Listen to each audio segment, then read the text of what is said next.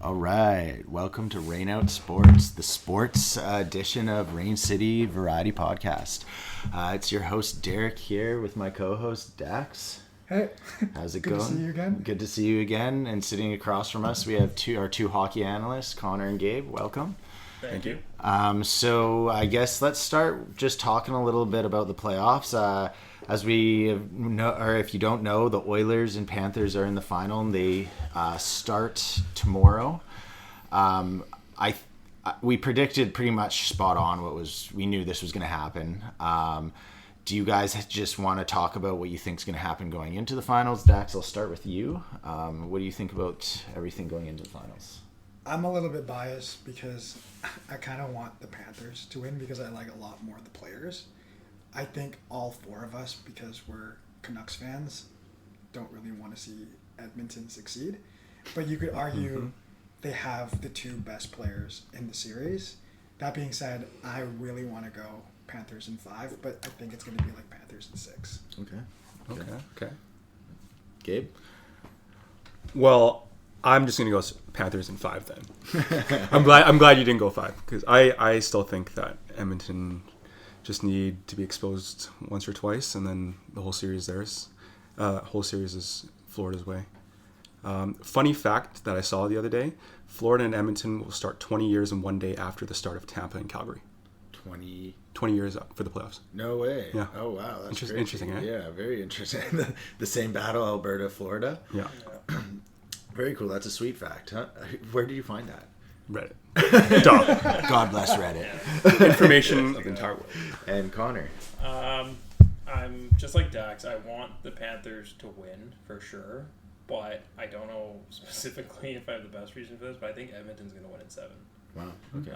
Again, don't want them to win in 7. I just feel like they're going to pull it off, mainly on the back of the two best players. Yeah, that when I re-listened to our review of the conference finals, and that was kind of the one thing we all agreed on is like at any point, if McDavid or Draisaitl goes off, it's just they will win you a game or 3 or 4. So I guess that'll be fun to see what goes forward with that. I agree with you all. I want Florida. I could see Edmonton very easily winning it. Today, though, what we're actually here to talk about, and this is super exciting for everyone, is the Vancouver Canucks. What we're going to do is we're going to kind of do a review of the season, and we'll just kind of jive off of that and move into just kind of talking about the expectations for next year, what we'd like to see, some free agent signings, and just general Canucks as we all love. So Connor, let's start with you. How do you feel about the Canucks season, just overall, the playoff runs, the regular season? Yeah, major success in my opinion. I don't think anyone anywhere dreamed of this scenario where we were the best team in the division, had one of our best regular seasons ever, pushed who might be the champion to 7 games, and maybe even we have been their biggest test to this point, which it sounds silly, but I always weirdly like losing to the team that wins because it makes me think we're the second best team in the league.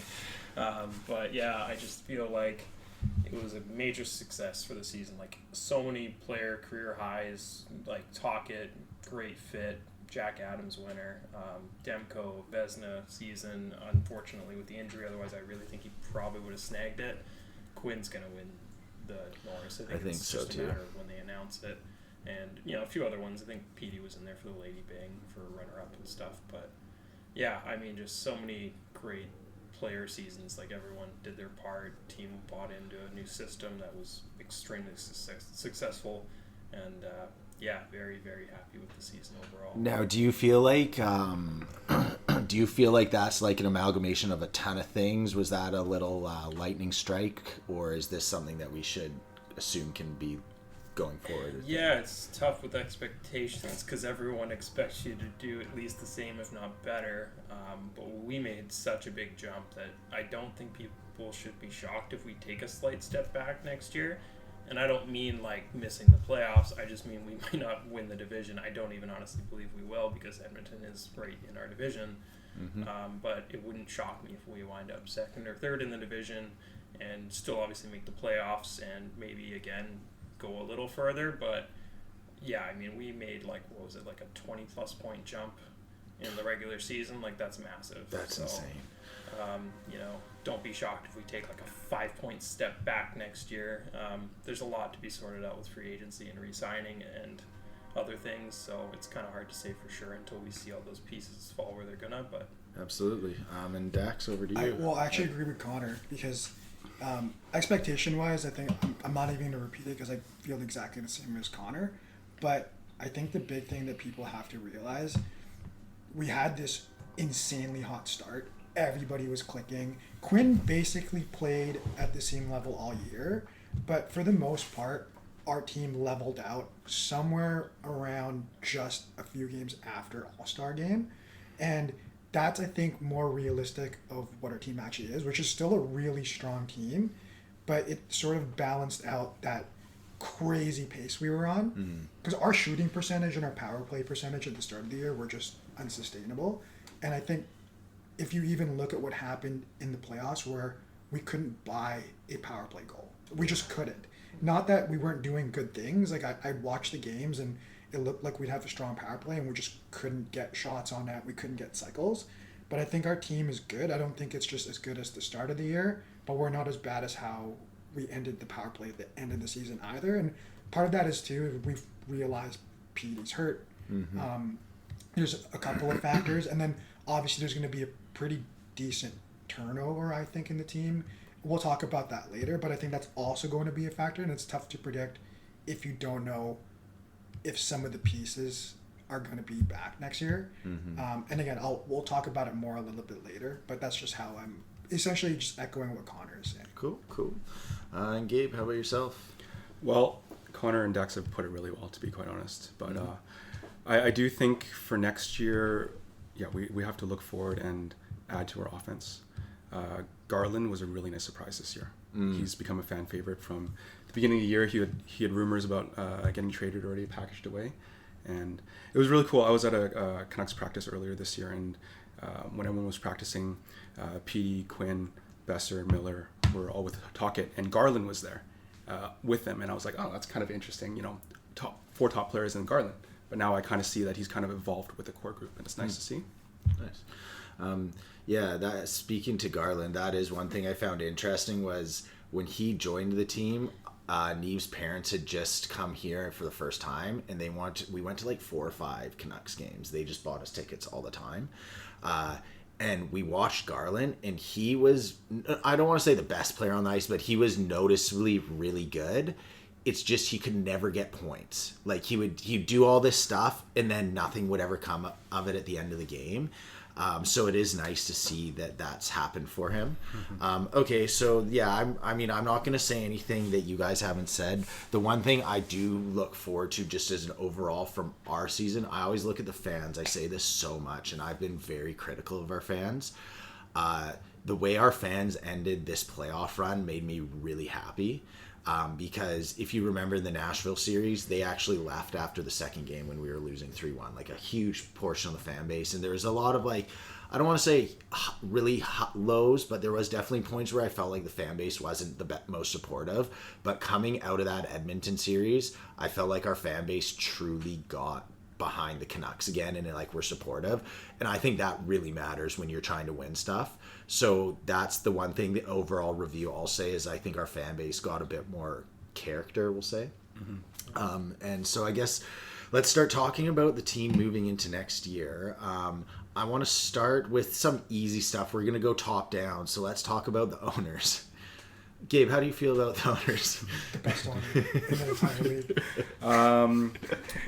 Well, he's definitely reshaping himself image-wise, I'd say, in the city. What has he been doing? Oh, just nothing, which is the perfect solution. Nothing. And on Twitter, I've seen a lot of posts where he's kind of he's poking fun at his previous, his ugly era. So it's kind of like self deprecating humor, which is pretty nice to see from an owner, multi-billionaire, right? Okay, you know what? I'm going to kind of multi-face that. How do you feel about the owner and the GM? Because owner's a bit... Also the GM, how do you feel about him? Yeah, Alvin's done a good job. He's top candidate for the GM of the year. It hasn't been announced yet, right? It right? hasn't been announced, but he's top 3. Who are the other nominations? Zito and... No. So Dallas and Florida. I think Dallas wins this one, honestly. They built such a good team. And they're going Yeah. they obviously make the finals. I kind of feel like that's probably going to go that way. What about Florida, though? Florida is back-to-back trips now. Yeah. I agree. I think the one thing Dallas has on both of us is honestly the development of their players. You know what Florida does have on Dallas? Really nice-looking jerseys. Yeah, Dallas's jerseys suck. I don't know how. I like that green, though. I like the green. I don't like the logo. Have you seen the highlighter ones that they wear? Like the black Oh, ones? yeah. Those are the worst. Okay, do either of you, I mean, I know it's kind of a boring thing to ask. I just wanted to start with, do you either of you have opinions of the GM or owner that are something you want to speak towards, Sure. Connor or Dax? Yeah, I'll go with this one. I'd like to throw in Rutherford as well, so president. Okay, right, fair. So starting with owner, I think, again, the fact that Aquilini has just stayed out of it is perfect. I think that's usually the best owner, willing to spend the money but not get involved. Yeah, I agree with Don't that. know what they're doing, but they're the ones paying the checks. So great on him for taking this kind of backseat role. Jim Rutherford, great president, obviously put together a great team.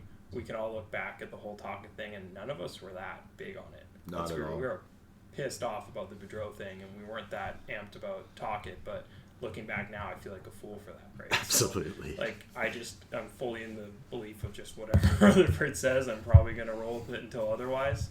And then Albion, I think, has done a great job, especially for a guy who I think sometimes gets shadowed by Rutherford. You know, everyone just kind of forgets he's the GM sometimes. We had that problem last year. And I still this year. do. I still do. It's weird. Yeah, it is. Even now, even like when I was thinking of GM, I'm not going to lie, I was in my head thinking of Rutherford. And then Gabe was like, Alvita. I was like, yes. It's his first year as the GM, right? Second? Okay. Which is, Yeah, I just, at this point, I was so critical of the Canucks, and to have Rutherford and Alvin do what they did, I just am like, I'm so shocked and impressed that I just have to step back and be like, whatever I think, I just trust them more. Yeah. It's funny because, like, literally this time last year, we all were like DEFCON 1. Yeah. I remember we would watch games because we would be losing so bad and be like, you know what, like, let's see what happens. Like, we would be down like 6-1 or like 4-1, and we'd be like, I wonder if we can make a comeback. That's how our games were going. And to go from that to blowing teams out, I'm so proud of what we did. Yeah. Especially because even when Jim Rutherford, I think we were all positive on him, but I think a lot of us were a little bit butthurt last deadline when we didn't really make any moves. When our team was so, but looks like it's paid off now. Yeah, it looks like he had a plan. Yeah, I think just a little bit of patience, which we never had before. So that's a pretty big thing. Yeah, absolutely.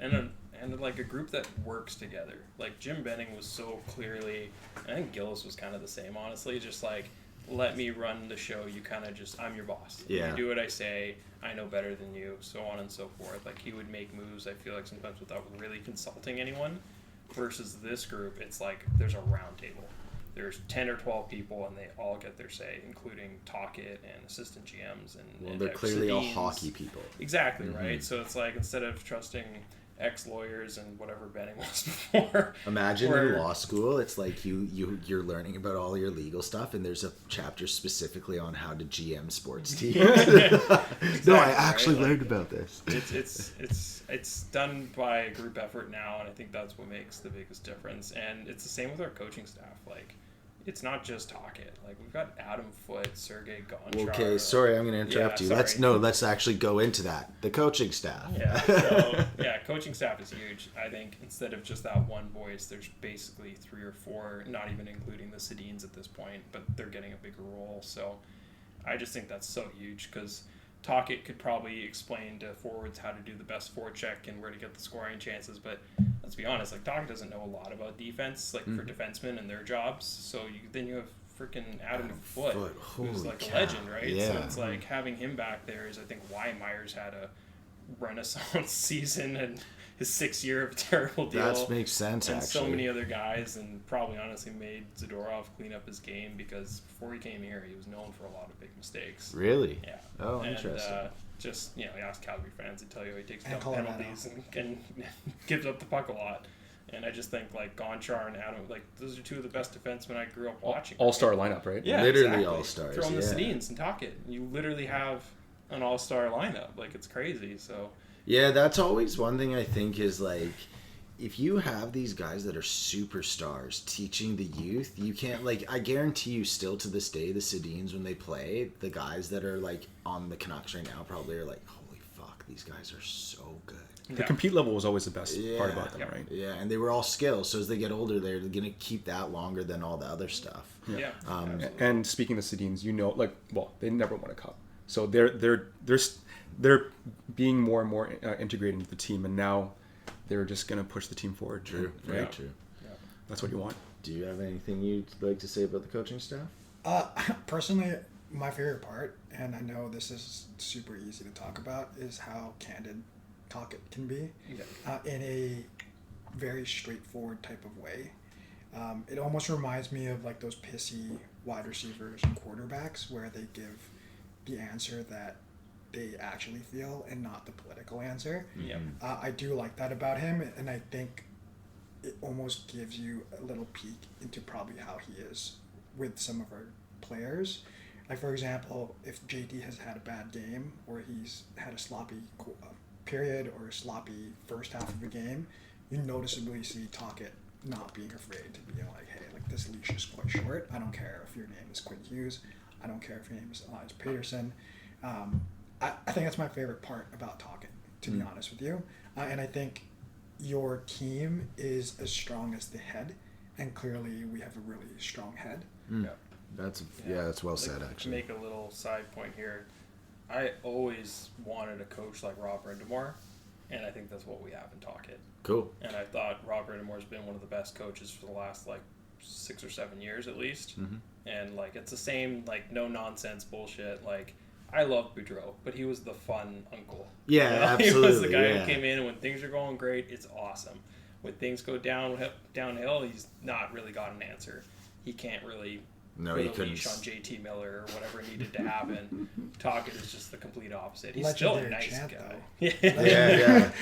Yeah. Yeah. Maybe we'll make one for Talkit. Dude, I'm not gonna lie. That was, I think, part of the love. Like, Bruce is this like pudgy guy that has the rosy red Yeah. cheeks, and then his chance, Bruce, there it is, and it's like, I think that's part of the love of him. It's like that. WWE belt into the locker room. Like, he's so likable, right? And that's why he makes a great analyst. Whatever he wants to do on TV, he's got it till the day he dies. But I don't know. I just think Talkit is just the coach that gets more out of his players. Is Brendan Moore back in Carolina? He resigned. He Yeah. hasn't re-signed, He hasn't, but yeah. he's going to. Yeah. Apparently, he basically said himself he wants to, and they'd be nuts not to sign. There was him. that rumor for like a day, and everyone went crazy, Yeah. and then he was like, "No." He squashed it himself. So All right, so now finally, what really we're all here to talk about. The actual hockey team. The forwards, the defense, the goalie, the power play, the penalty, the kill, the guys we need to re-sign, the guys we shouldn't re-sign, guys we want to trade for, guys we want to drop, all of that. So let's start with the forwards. Dax, I'm going to just throw this over to you to start. Go at it. What do you think of our forwards? Where do you want to go with this? Take me on a ride. Yeah. I just want to comment first, and I didn't want to get into it too much with the bigger group chat. But obviously the big glaring one during the postseason was Petey. Like, we were all pretty bummed about how he was playing, and a lot of us, and the majority of the fan base, were sort of confused at like why he wasn't playing better. And to me, it's a kind of a breath of fresh air to find out that he was hurt this whole time. Not in the sense that like maybe we should have thought about rehabilitating that in January, yeah, but at least there was a reason, and it wasn't a default excuse for them to bring that out during the playoffs. yeah, But I also think it goes to show that like when players like that are playing that poorly, there's more good to come out of us cheering for him than like bringing him down. Yep. Because at the end of the day, he's locked in longer term. He's our highest paid player. He's not going anywhere, right?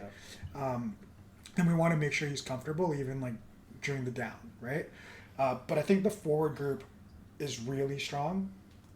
Where I think we really need help, and I don't know, correct me if I'm wrong, our left wing there's the dearth of talent there. Like, we don't have, I think apart from Hoglander, I looked at the depth chart, if we lose Lindholm, because he plays center and wing, the guys behind Hoglander are basically Mikheyev, PDG, Baines, obviously Joshua, but yeah, we don't know so. Joshua's going to be around. And that's a little rough. concerning. Yeah. If our number one winger right now is Hoglander and Mikheyev, like, do you know what I mean? Like, those That's are our tough. pairings for tough players. Do believe, just to chime in, if we're not signing Lindholm, we're clearly going to target like a pretty big name left winger. Like, I'm pretty set on like that's Lindholm first because he can play both positions, and I think that's always better. The center and left wing, you can alternate. P can play the wing, but at the end of the day, I think Lindholm is kind of priority one, and if they can't get him, they're going to go left wing, big game hunting. Yeah. Continue, Dax. Yeah, well, I think our forward core is really strong. Our guys that are going to hold it down for a while, we have PD and Miller, who are great two-way players. Like, they've shown that when they are healthy. Besser's finally turned into the guy we always wanted to have. Yes. In terms of the score, where Hallelujah. we give him the puck, it's like it's going into the back of the net. Yeah. Garland's kind of our do-it-all forward. So we have the pieces, and they're all at pretty reasonable rates. I think it's just rounding out the rest. And honestly, what really stands out to me watching what happened during the end of the regular season and the postseason is PD needs a running mate. Yeah. Miller has one in Besser. I don't think you can split that up anymore. Yeah, big believer in duos. Yeah. I think that's a new thing in the NHL that kind of gets glossed over, but everyone's into duos right now. You split up two lines, three if you can, and you mainly have a center and a winger, and that third spot is just whoever fits. Right. Yeah. So again, without going into the free agency stuff right now, just talking about the forwards we have right now, I think this is a solid group. I don't know. Do you want to add anything in terms of how it looks right now in terms of the current core we have, maybe the depth pieces? Yeah, the big one for me would be kind of like looking at the group we have now. I guess, do you look at it and do you exclude or include someone like Lindholm? I heard we made an offer, 7x7 apparently, Friedman reported just today. Wow. That's not bad. I'm not actually that mad at that because I still think Lindholm is a lot like Horvat, and he's going to apparently cost less money, so not a bad thing.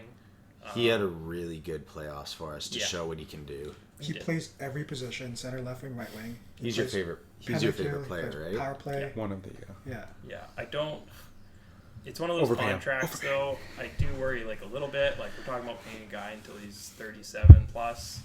So it's one of those first half probably looks pretty good. Second half you're gonna hate or buy out contracts. Right. But if we're in a win now situation, like we probably are for the next 2 to 5 years, I'll say, it's not a bad contract to take. I do look at this though, and again, I'm not going to compare him to this because this guy that I'm going to compare him to is the upper echelon of these type of forwards, like the mold. Bergeron is the mold, right? Yeah. He's not fast.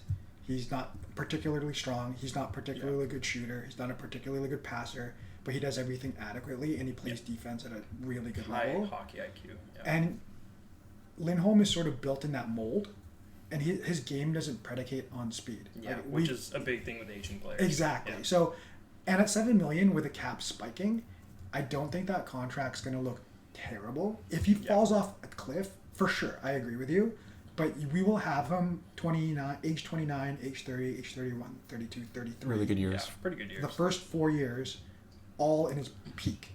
So you could almost stomach that, and then having the two-way game. So you take the responsibility off, the load off PD and Miller, having to anchor those PKs, right? Yeah, absolutely. I think, again, his game, like you said, is not around speed. That's the one thing when I look at signing a player in that 30 range long term, it's like how much of his game is determined by speed. Because he's going to lose that speed in a couple of years. 100%. So it's the same reason I don't worry as much about Miller now as I did, is I look at his game a little more since the contract. I think, you know what, he's not really... His game is just high hockey IQ and compete, and that's not going to leave because he competes right? hard, absolutely. So it's not... Yeah, I don't mind that contract at all. Other forwards, like, I want us to re-sign Joshua, but that number is what matters there, right? He wants term, right? He wants 4 or 5 years or something like that. He might. I don't know. I don't think he deserves it. I think he'd be lucky to get 3 or 4 years. I hope we don't get caught up in the whole how good Joshua did in the playoffs and the fans loved him because he's one of those guys that in the playoffs, like, he brings the team up, he gets some clutch goals, he throws some hits, which you need, but fans get so hyped up on that and want that guy, and then it's maybe not the best signing at the price. I want to move into the defense here and the goaltending quickly, because I think the bulk of what we're going to be talking about is truly like free agency and all that. So let's just, Gabe, go to you. And how do you feel about? I don't honestly goaltending. I'm just going to cover it for all of us. Demko's our number one. He's great. But who's our backup though? That's a question. It's just you didn't hear it today. Oh, did you see Loves? Smith is going to free agency. Oh, is he? Yeah. Okay, so Pretty much Sealoves. been reported. Makes Sealoves is sense. back up. Okay, But so Loves gets what, 20 games next year? 20, 25? He's an More. RFA. No, more. I think. You think he gets he's 30? an RFA, but Yeah, they're he's gonna an have. RFA. Like load management between the two? I think like if you give Sealoves 25 games, that leaves Demko how many games? That's 57. 55, something like that. I don't know. 57. Okay, yeah. So I think that's- You know better than I personally agree with you now, because we've kind of seen what load will do to Demko. Yeah. I think he's phenomenal. He's not one of those goalies I that don't can think he's handle Hellebuck. Like Hellebuck is the guy, like his body will hold But- up. And even Hellebuck Even shits the bed in Hellebuck playoffs. plays- Exactly. So, But that's what I mean, Yeah. though. Even Hellebuck played. Yeah. Yeah, his numbers in the playoffs 60 are games? crazy. Well, and you It's want insane. you like if you're gonna compete for President's trophies, or even not even President's trophies, but like top of the league, you need two good goalies. You obviously have to have a really fucking good goalie, but your backup has to be sustainable. And it doesn't mean Sealoves this year has to come in and steal games. It just means he can now start learning how to be a good backup, Yeah, right? Like just learn. league average if you can. So Bobrovsky wants a word with you. Gabe, talk about the defense so that we can get into some free agency. What are your feelings on everything defense? Well, really like Zadorov back. He's been such a nice character leader in the room. It looks like he's integrated really well, but it looks like he's going to ask for too much. But yeah, if you sign him for 5-6 years, like we were talking about on the car ride-up as well, he's just going to age poorly and he's going to be too slow. I'd like him, but there's other free agents out there. What would you want? Like, what would you sign him at contract? Would be happy for you, and you It'd have to be 3 years, but he doesn't. At his age, he won't take that. That'd be stupid on his part. But 3 years at 4, 3 years at 5, like a Tyler Myers-ish contract, but that's not gonna happen. not gonna happen. Yeah, he's smart. He's gonna go to another contender, Right. or Columbus or something, and sign like a 6-7 year contract, right? Someone's gonna overpay. Yeah, Big time. I do see. Well, speaking ahead, Brett Pesce is my free agent darling. That I You really free like. agent, darling. Yeah, Okay, I so really let's like just keep it for a second here. How do you feel like Philippe Hronek? Because we don't need to talk. him. Oh, he's about not. He's a RFA, right? He's another I was gonna say RFA. it's It'd be kinda interesting. hard to talk about Canucks defense without right that. now because defense technically just is scattered. Quinn Hughes, Susie, and Juleson. Those Yeah, are the only everyone three is. signed. Yeah. Okay, so then you know what I'm gonna do here. I feel like I'm just gonna open it up and let's just start jiving and talking free agency. Don't worry about defense versus forward. Just talk and we'll get through it all. I'd love to package Hronek for that Nietzsche's trade somehow. Let me jump in real quick, actually, because that was on my radar, because I know you love Nietzsche's. Of course. So we have a $23 million cap hit, Yeah. or cap availability. LTIR is 26. 26. Okay. Yeah, sorry. OEL is going to jump up to 4.8 next year, right? Dead cap. No, Next year is 2.34, and then the year after is 4.8. Yep. The reason why we have to be careful of like who we sign, Besser's got next year left, and then the year after is UFA, right? So that's a big gap. Demko has 2 more years at 5, so that's another one. We have to make sure that we have enough room in 3 years for Demko. We have obviously Sealoves is an RFA. That's going to be a bridge to make sure we can sign everybody. Yeah. Depending on who we bring back, because it's either we're bringing back Zadorov, Lindholm, or Myers. I don't see us losing all 3 unless we decide to punt completely. But so anybody we sign, we have to kind of consider the remaining guys. The good part is the big people are set.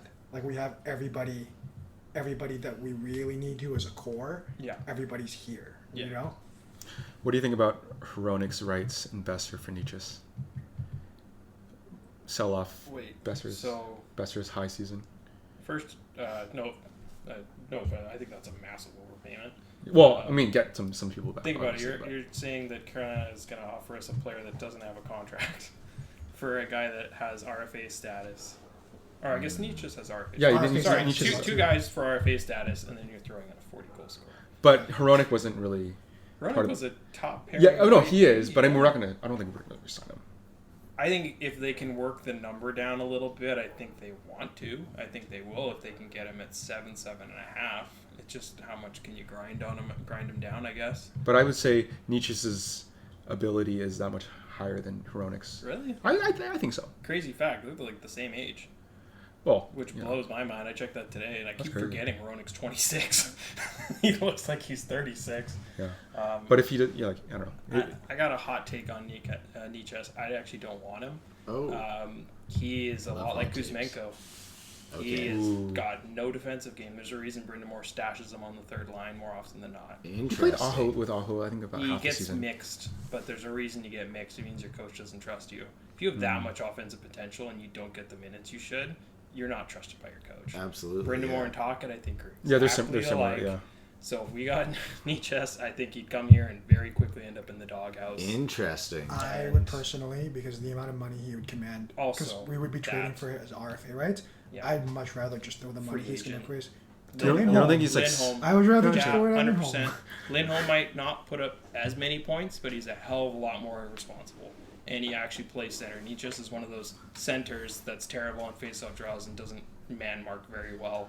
So it's like, Well, and doesn't Lindholm also actually, he's proven himself in the playoffs? This isn't his first playoffs, right? Yeah, Nietzsche's has been fine in the playoffs, actually. He played really well this year. Like 9 or 10 points in 11 games. He had a good run this year. So he was fine. It's more just I know it's been a hot take because people are all over this right now, but, I don't want him. Okay, I think love hot takes. I think the price you pay to pry him out of there and then have to overpay him just to find out that he ends up in Tocchet's doghouse would just destroy the momentum our team has right now. Interesting. He's not a Tocchet player at all. Just thinking about Petey and Nietzsche's playing together would be... Trust me, I believe that Petey could potentially open him up to be a point-per-game player. Yeah, I do. But I agree. But Kuzmenko was also a point-per-game player in his first season and quickly became... Dude, it's so funny. The progression of Kuzmenko, he's loved by everyone. His parents come from Russia and are like, we love our son in in Vancouver. It's so amazing. It's the best. And then a year later, he's ducked to Calgary because he's lazy. Yeah, it's just one of those things. I mean, in wingers, it's not that uncommon that they're not that defensively responsible. That's why they became wingers in the first place. Yeah, exactly. And that's just a little bit of a hot take, but I actually don't want to pay what it would cost to get him. Yeah, that's fair. Is there... Okay, I'm just looking at the free agents here because there's some crazy free agents. Sam Reinhart. I know wish list. One year max contract. When you look at the top 5, just know that 4 of those 5 will not be there come free agency. That's usually what happens. So Sam Reinhart could be too expensive. Looking at the list of them, is there anyone you guys really want that's not just... I want Steve Stamkos because I love Steve Stamkos. I got a target in mind for a winger for PD that won't cost too much. He's an appropriate age. He plays well on both ends of the puck. It's Teravainen. Ooh. Oh, I love Teravainen. You do love Teravainen. Yeah. I think people like him, but he's a good player. Very he's good. 29. He's good. He's 29. Yeah, that's crazy. Crazy. I looked He's the other day been too. in the league since Chicago days forever. But he started, and his first year was Chicago won the cup. Yeah. And they had to let him go, right? Sweden and Finn, that'd be a great line. Yeah, he's a pretty consistent 25, 30 goal scorer. Can give you anywhere from 55 to 75 points depending on where he's playing in the lineup. He can penalty kill. He can power play. He's a responsible two-way player. I know Brindamore trusts him, so Tocchet probably would. $6 million a year. He also won't. Yeah, he won't cost a ton. I think you're gonna probably look at a contract 5-6 years at $6 million, maybe 6.5 or something. Yeah, that. But considering what someone like Nietzsche might cost you in assets and money and I think he goes for a lot less and can honestly offer you the same amount. Do you think he would want to stay in Carolina? I think first choice, most players always want to stay where they are, right? Especially Carolina gave him his real shot. He's had success there. He probably has, a family and a house and everything else. So I think he'd like to stay there. And when I heard today that Gensel is not, that did make me immediately think, crap, they're probably going to re-sign Teravainen now because a little bit of necessity. Mm-hmm. Yeah. So, I would love to get him because I think the price and the fit and everything's going to be nice. Like, even compare him to Lindholm. I know he's not a center, which is annoying. He does play both wings, which is kind of nice. Yeah, I like that about him. But That's always a I think bonus. if you're losing Lindholm, I think that would be a nice target for us in free agency without breaking the bank sort of thing. Yeah. He does go on his cold streak, so unfortunately, even with He's a little streaky, but still, his two-way game makes up we're for it. talking about playing with Petey, who's a little streaky. Yeah, so, yeah, true. Very. yeah. And at least he doesn't hurt you defensively. This is true. And Gabe, how about yourself? Anyone? I was going down the list, and I saw Kevin LeBanc on my list, and Okay. right? Yeah. And he's been in the league, I think, 6-7 years now, which is crazy. He's struggled. But three seasons in, he had 56 points, and that was when I think Couture and Pavelski was still there. He's been in the league 3 years. The bank? LeBanc? Yeah, it's just... Is that wrong? You seen That's, that? that's his ELC. You gotta go down to Oh, I was 4 like- years. Didn't do my research. No. Yeah, I think with the right offensive offense. Sorry, Gabe. Yeah, with the right offensive center like Petey, could hit 67 I points. would take a flyer on him. Right? I He'd do be know a his reclamation situation project. ended poorly in San Jose. So I think he's one of those guys he'd probably sign like a 1 year by a million or two. It says right here he's a salary hit of 4.7. Yeah. And so you They think signed him to that breakout after he had his 56-point year. Yeah. And he's kind of been crap since. Oh, interesting. But Everybody he's on also the team. had like He's on San Jose. he has what Zetterlund as his I know. winger. But apparently he's on top of it. Okay. And he has to. He's what? Dax? He's not. I took this. I took this assignment. But I from, would like, take a flyer. Exactly. You never know, right? With directions. with a coach like Talkett and good positivity. That's okay. Sorry. No, it's fine. I was just, if we just have to not all talk, but it's fine. Sorry, go on. No, I took this in a completely different direction. I assumed that I looked at it this way: we're going to re-sign either Lindholm or Zadorov, and I think one of them is going to get the money that maybe they're asking for, maybe not to the extent of what they want. So I kind of penny pinched a little bit, and I'm trying to fill in like the little gaps. Maybe as a replacement for Joshua, looking at Luke Kunin. Yeah. He's Ooh. really young. He's 26 years old, coming off San Jose. Probably going to be somebody that can be bought pretty cheap. Yep. Short deal. You shore up, again, another running mate for Garland. I'm not saying that it's like a like for like. Yeah. I even looked at maybe Alexander Carrier if we need some right wing depth or right D depth. Yeah. Just to shore up again if we lose Ian Cole or if we lose Myers or if we lose Zadorov. Yeah, he was very noticeable for Nashville. Yeah. Yeah. Ian Cole? No, Carrier. Oh, well, Yeah. even Cole was Oh, also very Carrier's so noticeable good. for Nashville. No, he was okay in the Nashville series. He was. all Didn't he around. score like 4 goals on us? Dude, I just felt bad for him because I know. it was like at a certain point, it was like, I think he let in one really bad goal and then it hit off him or he put it in our net and then he fell on one. And then after that, it was just comedic. It was like they score, and you're like, oh, did Connor McDavid score that? And then you look the replay, and you're like, oh, somehow it hit Cole and went in. It became bad luck by the end for him. But I do like the Carrier one. He's young too. He's 27, I think. Yeah.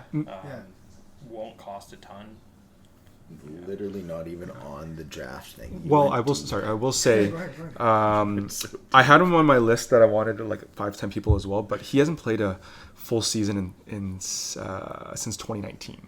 That's the only knock. But I love him he's a hitter. He's a good. Yeah. He averages 3 to 5 hits a He's game. not even So a it's big guy. No. yeah. I mean, another Garland. Yeah, he's feisty. Yeah, and he scored decent. I think he hit almost 15 goals at some point. So Are you thinking of William Carrier or Alexander? I'm talking about Alexander Carrier. oh, Yeah, sorry. I'm talking about the regular. I just heard defenseman. Carrier. I didn't know there was an Alexander Carrier. Yeah, he plays. So he got kind of buried because Nashville went out and got McDonough, Luke Shen. Obviously, Lauzon had a crazy breakout year as a defensive pairing. Yeah. So he got kind of buried on their defensive depth chart. But he's young-ish, and he's going to be a low cost, and he can play that role that Ian Cole clearly did not play. No, yeah. He's the kind of guy who can, you sign him to be on your third pair, but he can jump up and play. Yeah. And I figured, because the way I looked at it is that I approach this assignment as like, yes, there's some guys on the list that I'd love to have. Yeah. But I'm looking at it as like, who can we get our best bang for our buck? Yeah. And then maybe as like a dream signing for me, on the upper echelon of that is like a Matt Roy, right? But I don't know how affordable he is. But LA has a ton of RFAs this year. Yeah. And the Dubois contract's going to be kicking in like in full term. Yeah, as far as I've heard, Matt Roy is like 1,000% going to free agency. Yeah. Oh, I would love Matt Roy. He's going to be a target for a lot of teams, but he won't cost a ton. Yeah. I'm going to say 4.5 by maybe 4 years, something like that, and he's 29. I think he's a little bit younger. Yeah, he might be 27, 28. I know Steve loves him. Yeah, I do like him. He's solid. He's one of those guys who's been buried behind Drew Doughty for I don't know how many years now, but he's always been very solid and won't break the bank for a second pair guy. Yeah. Yeah. I'd like to touch on the defense a little with the free agency stuff. Another hot take. Love it. I don't want us to sign Zadorov. Okay. Too much money for too little of a sample size, and that man will not age well. I guarantee you. I just think, like, I can't believe he's commanding what he's commanding. 8 mil, is it? No, 6. 5 or 6 million Okay. by 5 or 6 years is what he wants. I think that's crazy. I thought he was overpaid in Calgary. I mean, again, I loved him. He had a great playoff run, but like we were saying with Joshua earlier, you can't overpay for that. Like, that's how you 100%. screw yourself for the following playoff runs, right? Well, and like, even That's what we've done in the past. Even Yeah. the things that people really loved about him was like he hits got the ball. really dirty and Yeah. smoked some guys. His goals were nice, but they were just those off. Like all the goalies today seem to be. Dylan Wild he explained this to me before, but the whole new thing with the goalies is they all like suck down on the post like this and leave that little space. So even the goal, if you don't know, it looks like this guy's like sniping them top right corner out of nowhere. But it's like a known tendency of goalies right now that like they do go down and leave that little nook there. Like it's not like Zadorov's the only person scoring that goal. So I feel like a lot of the things that everyone's in love with him for aren't necessarily the best things to be in love with a defender for. It was just in a playoff run that was something that you're like, oh yeah, you're behind it. So I do agree with you. Yeah, absolutely. I do like the player. I think his actual worth is like a 3 or 4 years by $3 million. Like if we got him for around $3 million, we'd be totally fine with it. Or like Carson Soucy's contract, 3.25, I think. Totally fine with that.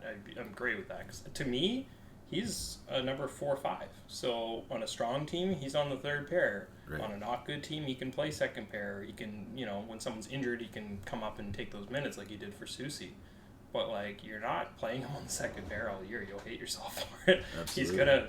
We didn't have a big enough sample size to see what Colorado and Calgary fans have echoed for years. It's like he's really fun to watch. He's a big personality, throws thunderous hits, but the guy turns the puck over a lot. Is that what I didn't know they he also turns the said puck that. over a lot and takes terrible penalties. He's basically Tyler Myers 2.0 for that reason, even though Myers had a great year.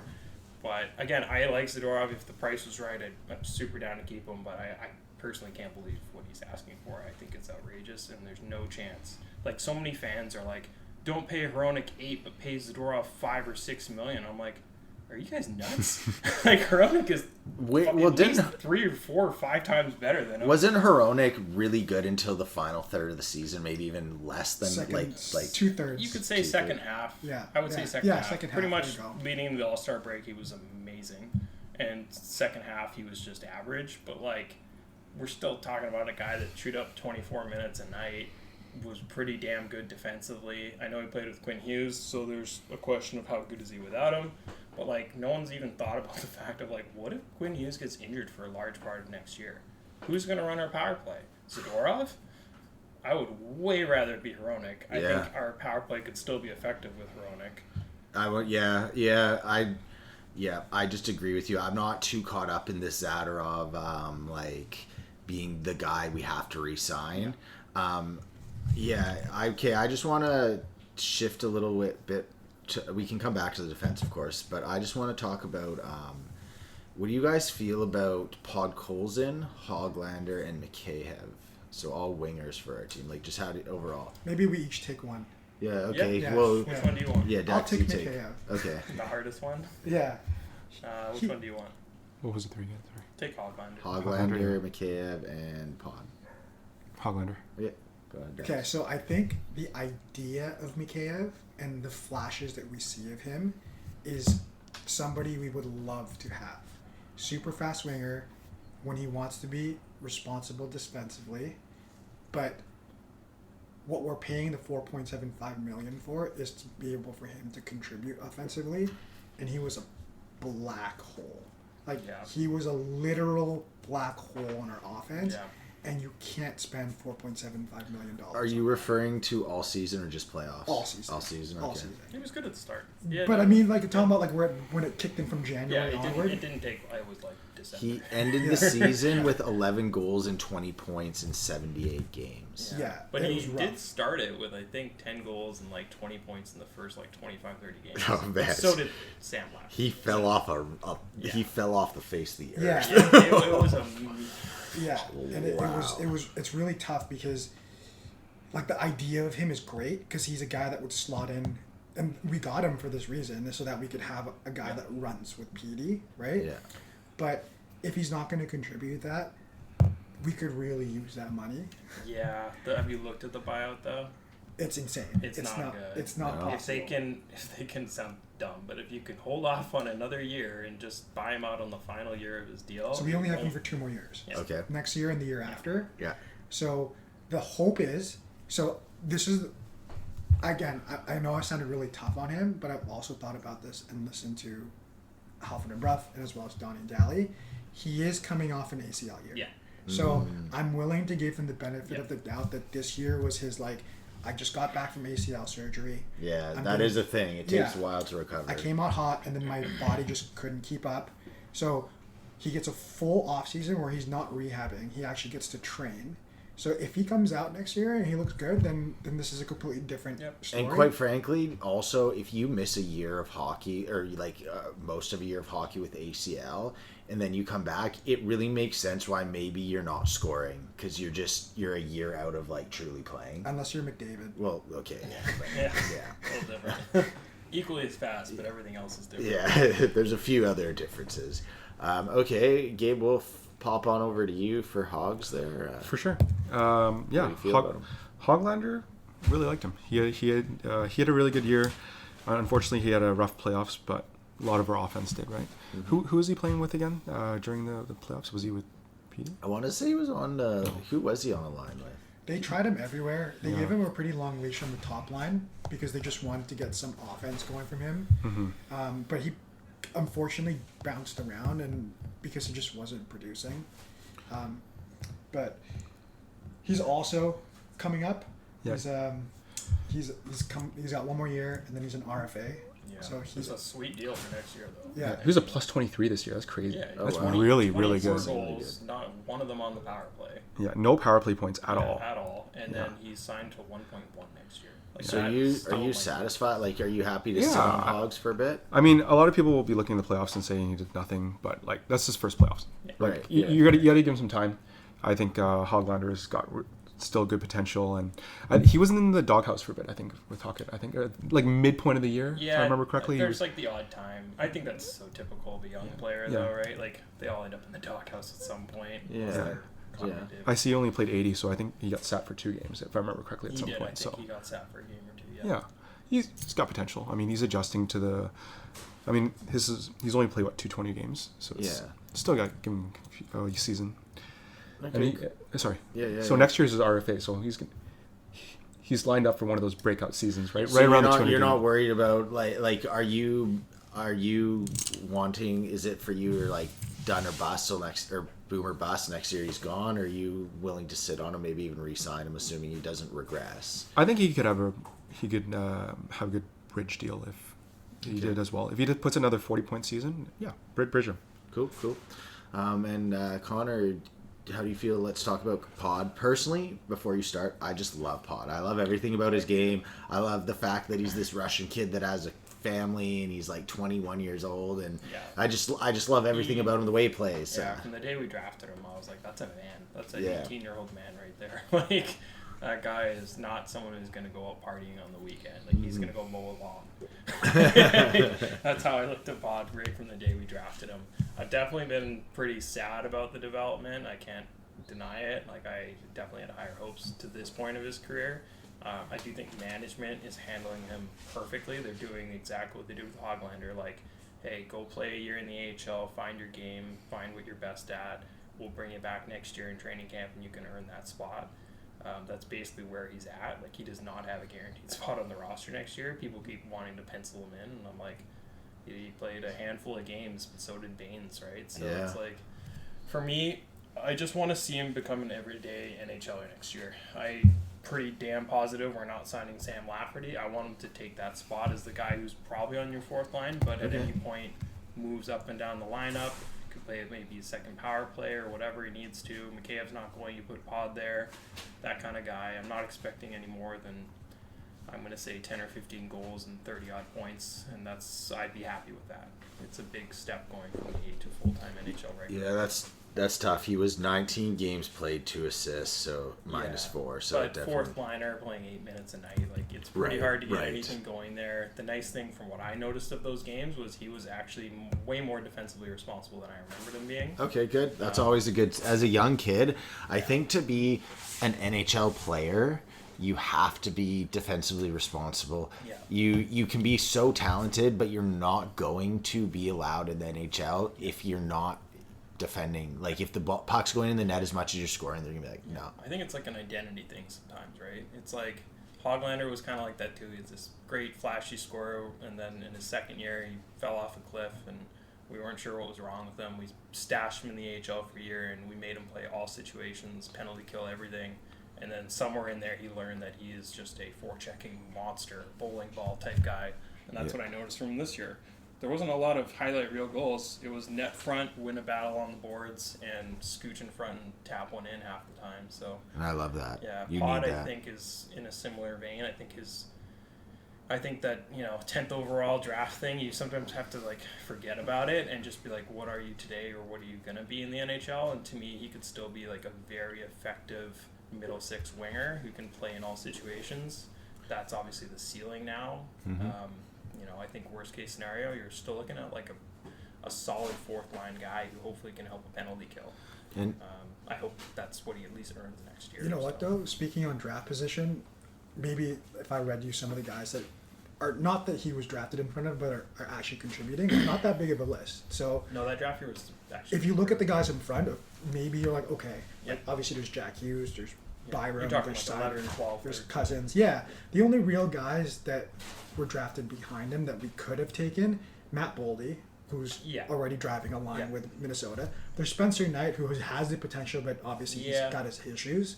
Cole Caulfield, who's obviously an offensive dynamo. 30 of 31 or 2 teams overlooked him because he's 5'8". Yeah, Thomas Harley, who's shown some flashes in Dallas. That's good. He surprised me, though. And then other than that, the only other person, and you would have to go deep into the second round, are Shane Pinto and Pyotr Kochetkov. So it's not like there's this massive list of people that we missed out on. It wasn't a super strong draft class. Yeah. And then to find the next guy, you'd have to go into the 5th round, and that's Matias Michelli, right? Yeah. That's a shot in the dark. Yeah, so it's not like... It would hurt more if it was like the draft where it was like Kyle Connor and all those guys. Or probably we took frickin' Bertanen or in stack drafts and look like idiots for that. But he plays a hard style. You got to give him some time to develop. No, that's just it. And he's been injured. So it's that's just it. He's not a flashy offense first guy. Like, he's kind of an all around player. We drafted him knowing that. So like, it's not that weird that he's 21, 22 and he hasn't broken out in the NHL. A lot of guys sometimes don't break out until they're 23, 24, 25. Like, so if that's the case, like, look at Joshua. He was a nobody until this year, and he's 28, 27, 28. So if he can even just develop into something like a Joshua, like Alvin said, he's like, we can find the next Dakota Joshua, which I think was a little bit of a, take less or we're going to walk away to him. Yeah. And I think he's not wrong, because Joshua was literally an AHLer. We brought him in as a fourth liner, and we developed him into this 20-plus goal scoring third liner. And it's like, well, why can't we do that with Pod? Yeah, like, if Joshua walks and we're looking for an internal replacement, I think that's the first guy they'll look at. Go to Pod, and he's got the draft pedigree, right? So. And I talked about it earlier. That depth chart on the left wing is empty. Yeah. Like, you read the depth chart. Yeah, it's I'm looking at it Mikheyev, it's now. PDG, it's Baines, it's Hoglander, it's Joshua, Aiden Didu McDonough. Didu Sheppy? Yeah. Is that how you say it? Yeah. Didu Sheppy? I just say PDG. yeah. PG, But I don't even that try. is that. It's not like there's a lot of people in the pecking order. Yeah. Okay, boys, I Is think... Karamaki a lefty? He's a right wing. Damn. All right, boys. Too many I right wings think, now. I think we're gonna take a break here, just to kind of recoup, go to the bathroom, get a little bit to drink. So we will be back in a second. And just a word from our unofficial sponsors, Prime Energy. Why get hydrated if it's not with Prime? That's the only question I have for you. We have today the X Prime. It's actually a giveaway, and on the back it says, "Welcome to the world's most iconic quest. Start your hunt for $1 million by scoring 12 unique Prime X bottles. Collect 12 coordinating map pieces and bottle caps. Fill in your portal and unlock hidden locations. Your mission? Scour the Treasureverse, crack the code, and claim the grand prize. Uncap your potential and get hyped for the hunt. X marks the spot.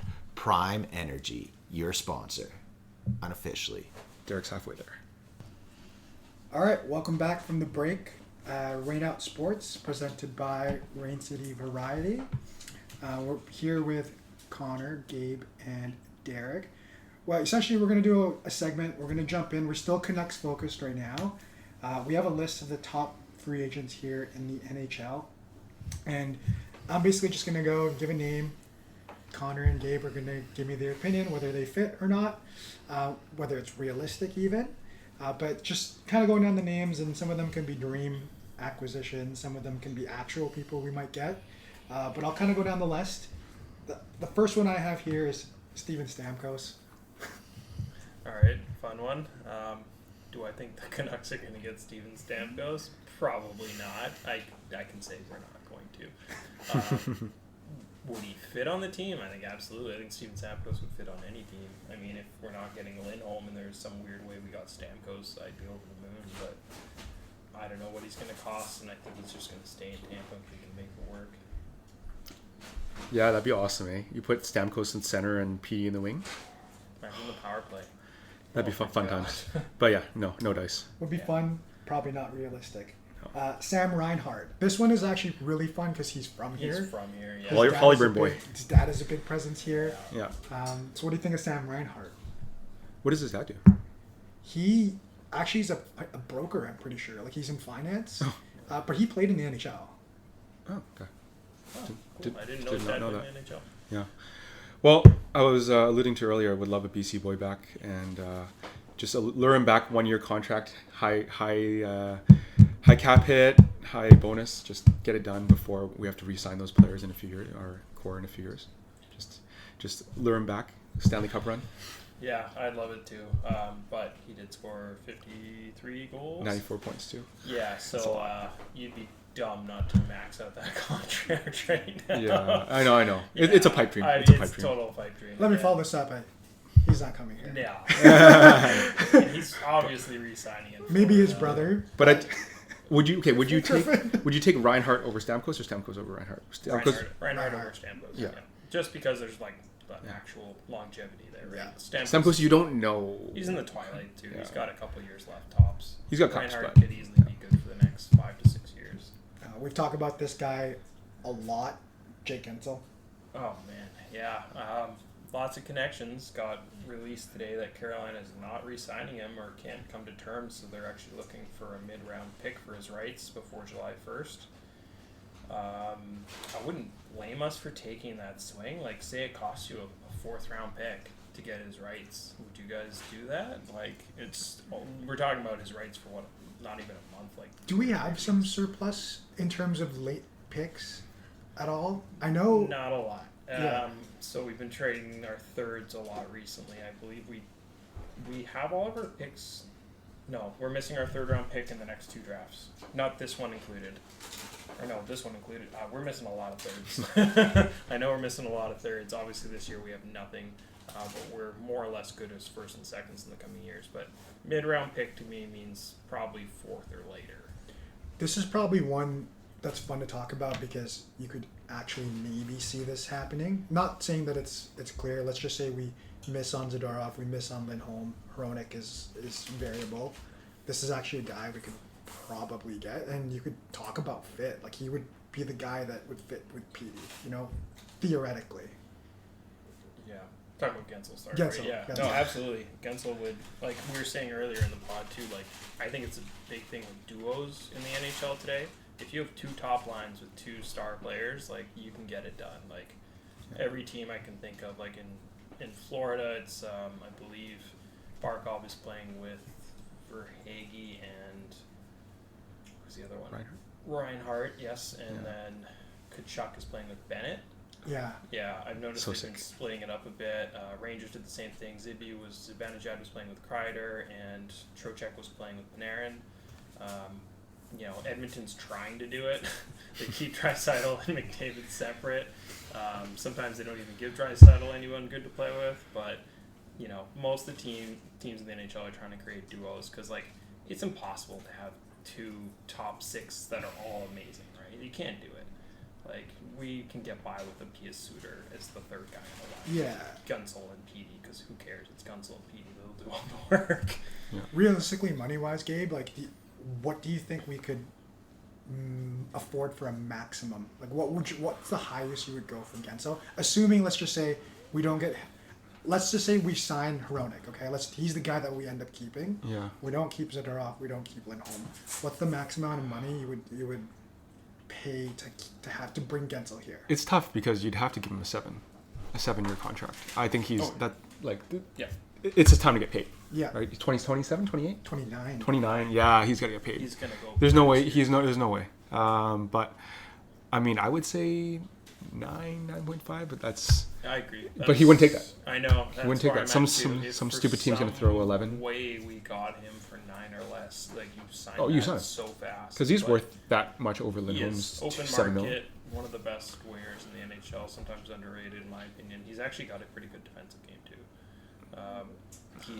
He's very clutch and a playoff performer. We know that too, right? So, yeah, at 9 or less, you run behind that 9.5 even. I'd consider it. We're a Canadian market. It costs more with taxes. 10 or more though, and you're just we're entering that Toronto conversation of, hey, here's 4 guys that cost you $40 million.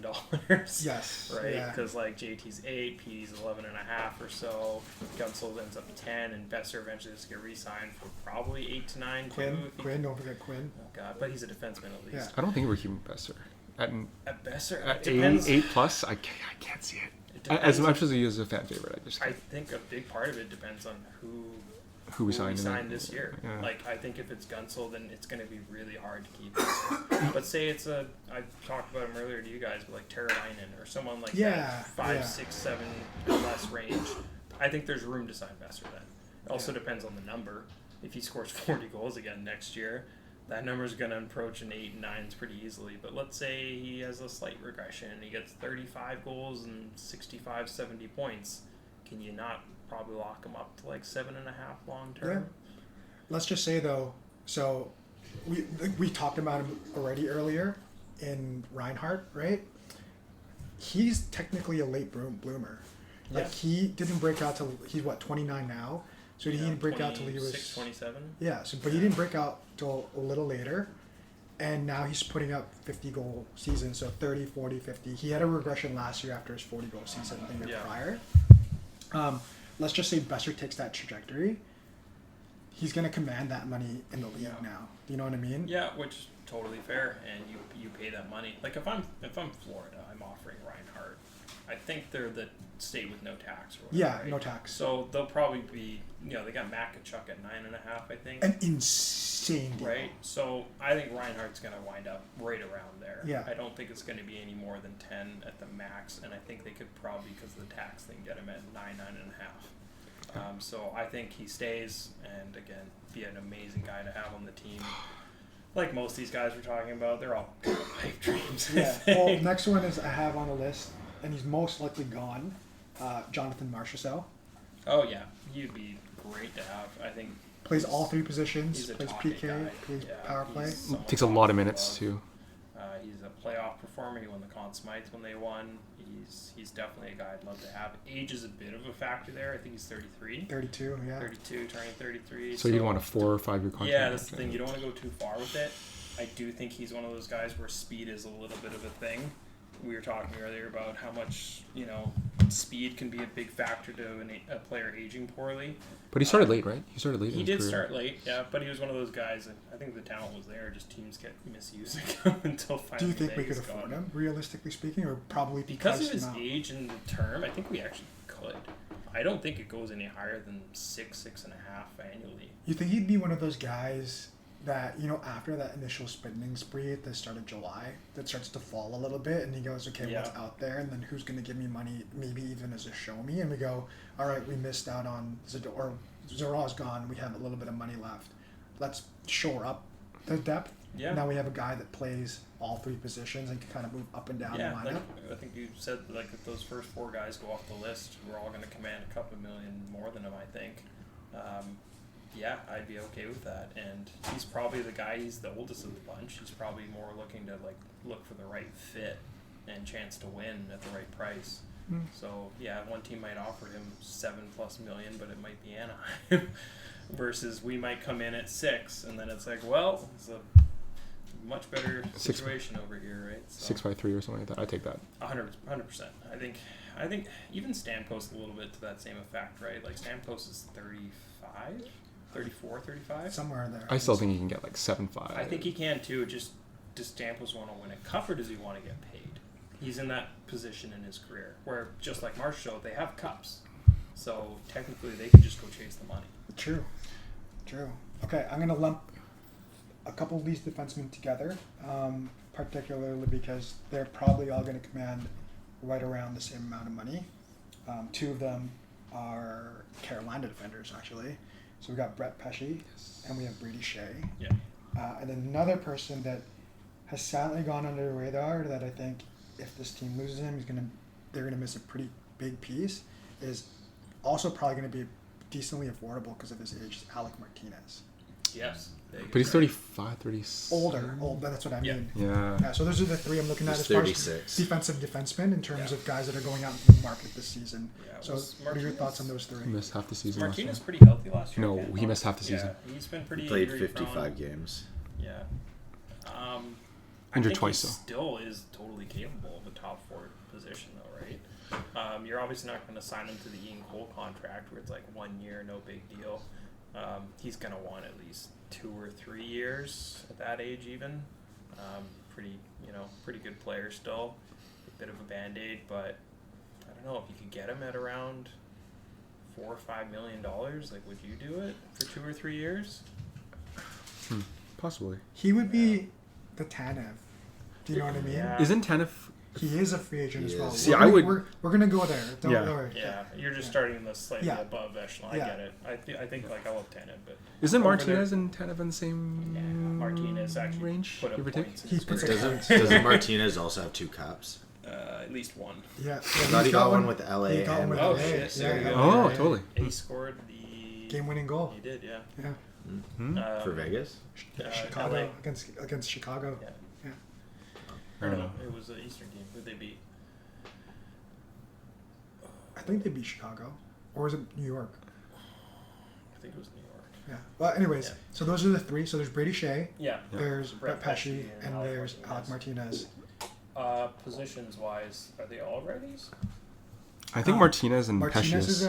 Martinez is a right. Pesce is for sure. Yeah. Pesce is. I don't think Pesce. Brady Shea is a left. He's lefty, Yeah. right? So I think maybe the Canucks pass on Brady Shea in terms Yeah. of we have so much depth at that position already. Yeah, left is not our thing. But to go Gabe, on. maybe because you already said Brett Pesce is kind of like your guy that you want to get. 6'3". What do you like about him? I like 6'3" too. 6'3" is good. Yeah, It's good He's size. good. Good kid. Yeah.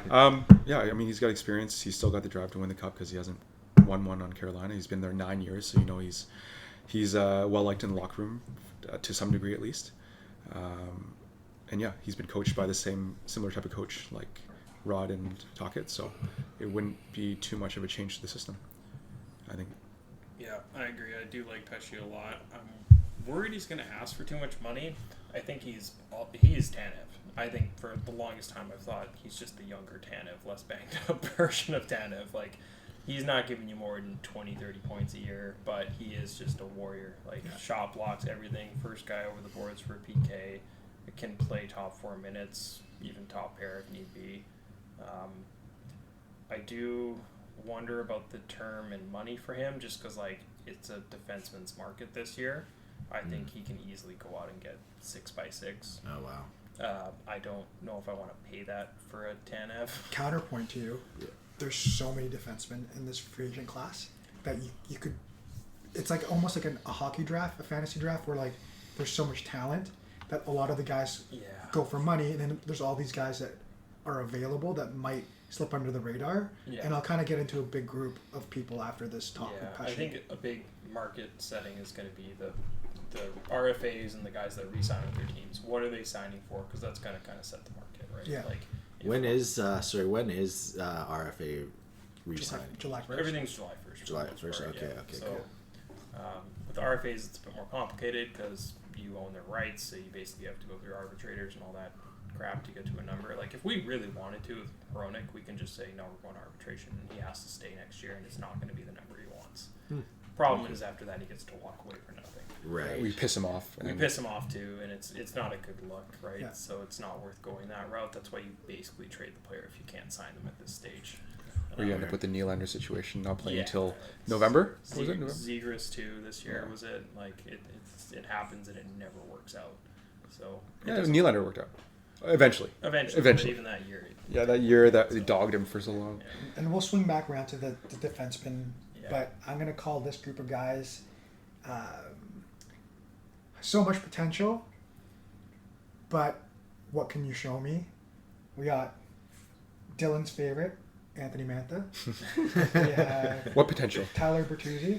Yeah. We have Max Domi. This is Dylan's category. We got we have Vladimir Tarasenko, who might not fall into this, but also because he's a little older, has come back to this. We have Tyler Toffoli. Yeah. We have now forgotten because it's his last 2 years of injury, Victor Arvidsson. Ooh. Ooh, okay. And then we have someone who's toiling at the bottom of the depth chart over in our best friends, Boston, Jake DeBrusk. Yeah. So Yeah. we have 5 guys, all kind of have something to prove. Tarasenko's doing it, so maybe he prices himself out of this kind of group. But, you know, what are your thoughts on these guys? And if you want me, I can go down the list and Can I just say it's crazy just looking at Tarasenko at 32 and how he's kind of viewed as washed up, although he's just not washed up. Yeah. I thought he was 34, Yeah, I thought 35. No, he's 32. That's why I lumped him in this group. That's Yeah, what's I think shocking Tarasenko. about it is it's crazy to hear like how he's spoken about versus how old he Like a is. journeyman, right? Yeah, But yeah. he's just entering that stage, basically. Yeah. But he played St. Louis for what? 10 years at Yeah, least? quite a long That's time. crazy. You got a cup with him, right? Yep. Yeah. Yeah. But he's injured a lot. And he's gonna of win it. another cup with Florida right now. Yes, exactly. Yeah. They win. Yeah. When they win. I think Dax maybe start one, like just start first one. all right, Just Anthony quickly off. Mantha. Let's go Anthony Mantha. Oh, you want to start? No, he'll eat eaten alive in Yeah. Vancouver. I don't know what to make of the player. That's a Dylan jersey by day one. Yeah, it's just a question of like, what Anthony Mantha are you getting? Like the one who randomly had a resurgence last year, not so much when he went to Vegas, or the one from the few years prior where they overpaid for a guy, like it was almost like a Louis Eriksson situation. Like not quite the same career prior to the big contract, but like that was a bad contract. He's not even that Is he old. 29? Yeah, I was gonna Yeah. say. This is the age group. It's Gensel, Lindholm, all those guys. It's all the money. Yeah. It's money and term. What does he want? Like, if he says, I'm fine with the 3x3, I'd sign that probably pretty quick, honestly, because there's potential there still, right? Like, he can easily do Joshua's job, potentially even a lot better. He's a big boy, and he can throw his body around and put up 20 goals when he's going, more if he's really going. But someone's going to pay him 5.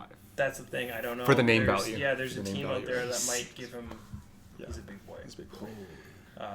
And the goal scoring prowess, right? Like he's had seasons where he's put up at least 20, 25, 30 goals, I believe. So he's got a bit of a resume on him. He's just struggled the last few years, not so much last year. That kind of helps. Yeah, for the right number, I would take that in a heartbeat. Okay. But I think he's going to cost too much. I did not think that was going to be the conversation because I'm happy you picked up on this. He ended the season really well on Vegas. He was a big key. He was an interesting guy to watch. He was strange. One thing to note though, he had Mark Stone's minutes. He got the extra minutes that Mark Stone was missing. He scored 25 and 24 in 2 seasons. Yeah, he looked really bright on his time in Detroit. When they traded him, I was pretty shocked. But even first year in Washington, he was fine, and that's why he got the contract he got, right? Yeah. But it's all been downhill since then. So maybe you take a flyer on him though. Like, maybe. What if you can pull a Bertuzzi contract like Toronto did last year? Yeah, and actually that's what we're going to get into is Tyler Bertuzzi. One thing I just got to say. Oh, go ahead. It's interesting thinking of the career of a player versus when we talk about them as like fantasy assets and all whatnot. How you kind of are happy for the dude that he clearly was really good, but to actually play an entire career of, let's say, like 15 years in any pro sport and be really good is crazy. So I just want to give props out to Anthony Mantha for beasting when he's young and obviously tailing off young, but still getting paid. So that's all I have to say. You got carried by Larkin and got carried by Ovi. And hey, no, I respect that, dude, because I would in a heartbeat take that if that was my career. Of course. All right, I think, Sorry, go ahead. I think Bertuzzi would, going to your Tyler next. Bertuzzi. Again, wouldn't do well in the city. He was pretty polarizing during COVID too, right? With his anti-vax. But get this, maybe he comes here, rocks at number 44. Yeah. But I don't really think your vaccine status would really matter now. No, Not but now. I feel like he's one of those people that could be Just polarizing. He polarizing? does one thing in public and then just like Right. Yeah. just runs with a bad guy mentality, Yeah, and just everyone that's hates him. fair. I've actually always hated him. So, yeah. Well, Was it vaccine related? Yeah. no, he'd be an interesting ad, but I don't think he's the ad because I just think when it comes down to it, we're looking for more of like an offensive driver, a defensively responsible guy. He's kind of like a pest a little bit, I want to say. Yeah. He'll give the other team penalties. Yeah, which is annoying. Sometimes he'll draw them because he pisses people off so much, but I don't know. I think there's a 20, 25 goal scorer guy who can... He's a middle six winger, in my opinion. Pest type, too, but... Speaking of offense, the next two guys I have, Derek already talked about him a little earlier, Tarasenko and Toffoli. We definitely have the ties to Toffoli. Love I'm sure some Toffoli. Vancouver fans would love that reuniting him, but I think he's too old now, personally. The foot speed thing is starting to get noticeable, and I do think, depending on the amount of years he would want, the second half of whatever contract he's probably going to sign is going to look pretty bad. Mm-hmm. He can still score goals, and he can help a power play, but I just don't think he can be as good defensively or have the speed on the forecheck like he used to have anymore. I think he's 30. Yeah, well, he's our age. 34. Yeah, he's an old man. You know what's He's crazy? our age. That you could take that exact same commentary and apply it to Tarasenko.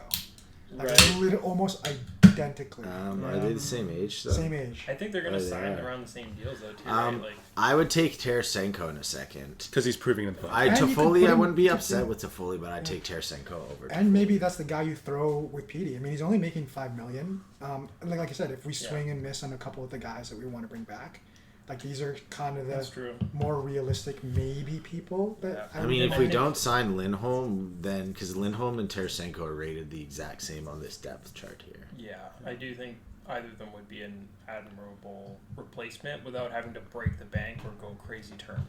I think both of them are going to look at 3-4 year deals probably. Tarasenko signed a 1 year deal last offseason. show me. So Yeah. he's willing to do a 1 year at 5. Yeah. Why didn't he take a 3 year at 5? You'd hope. And that's not too bad on the cap. That's a guy who plays in your top 6 and can score when PD puts it on his stick, unlike Mikheyev, right in front of the net. Like, The only thing is, he just had a bad experience in Ottawa. He might not want to do it in Canada again. Tarasenko? It wasn't great. The whole season, I mean, was Ottawa, dumpster fire. I was going to say, Ottawa. maybe that's living in Ottawa. Maybe Yeah. he calls up Zadorov and says, hey, how's Vancouver? And, That's true. Or Gonchar. you know, Like, what's in Ottawa? Parliament Hill. Yeah. The number one spot for Dude, NHLers to Canadian check The one thing out. that drives me crazy when I hear this every time, the arena is an hour away from downtown. It's in the middle of nowhere. It's Yeah. in nowhere. Yeah. So it's like, I just can't imagine that being a fun place to play. I would love Tarasenko though. He's I would be cool with that. Yeah. I think he might even be more affordable than Toffoli, and I definitely love I'd the take him Stanley over Cup Toffoli. pedigree. Well, I guess Toffoli has Goal one too, scoring pedigree. you can see he was gritty. Either enough one, for the playoffs. honestly, if the money's right, I'm okay with it because they will do so much better than McKay at finishing on these passes. Oh, that breakaway. Yeah. TSC. I'm gonna lump this guy in by himself. You could have lumped him in with the last two, but the only reason why I'm not is whenever he's been available, he's legit been one of the best offensive players for a depth piece. Is Victor Arvidsson. Like I don't know if any of you guys ever follow him. Oh yeah, He doesn't I had him play. for a year. He doesn't play often, but when he does, he's like Yeah. point per game. Shot monster too. Shot monster. He's fast as hell, right? So he's Uh, 31. He's a he's free agent. still pretty young. So again, this is a guy that's kind of been buried on the LA depth chart, but only because of injury. Injuries. Yeah, 15 points in 18 games. Oh yeah. but again, 18 games. Yeah, So Yeah. but I mean, still, he's 2 seasons in a row. yeah, Something what do you like that, what do you guys right? think about him? Oh man. Prove a contract maybe. Yeah, other than the Band-Aid issue, I think you can't because of that. Like, he might be one of those guys. You might not have a choice. It might be a 1-year deal, just because people want to make sure you're healthy enough to play. Yeah. But imagine you can get Arvidsson at 1 year at $4.5-5 million. Wouldn't you take that real fast? I would. I think so for a 1-year deal. Yeah, I'm Why pretty not? sure he's. why would pretty couldn't good- you get him for less? You feel I feel. Arvidsson. No, He's hit 50 because 60 production twice, I wise, think, like right? even though it's been small sample sizes, even when he was in Nashville, he was at very least like a 0.6, 0.7. Like he can give you 60 points pretty easily. I think he's coming off like a $4 million deal too, so it's not like he Cap was a little lower, but Yeah. yeah, yeah. I don't think it would be much more than what he's getting paid now. Mainly because it would have to be a show me contract. Yeah, this year he's making 4.2. Yeah, All right. And then the last of this group that I sort of I kind of view these guys very similarly. One has showed a little bit more offensive pop, but then you could also say the other one did that last year.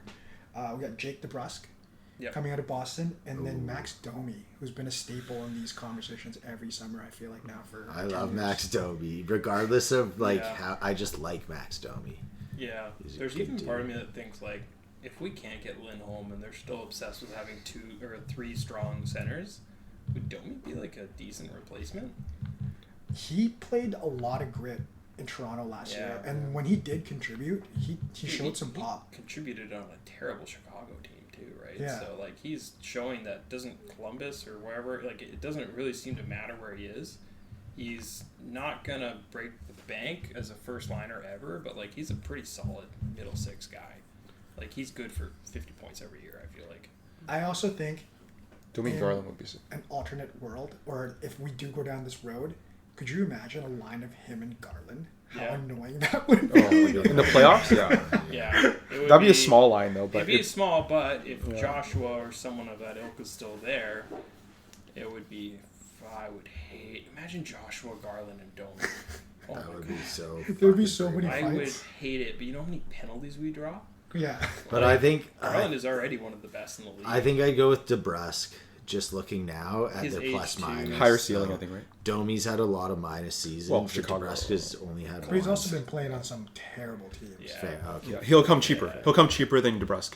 DeBrusk has got the that's name true. value and Boston's Yeah, credentials. DeBrusk is going to look, because he's, I want to say DeBrusk is 27, around that age. He's going to look for a pretty big deal.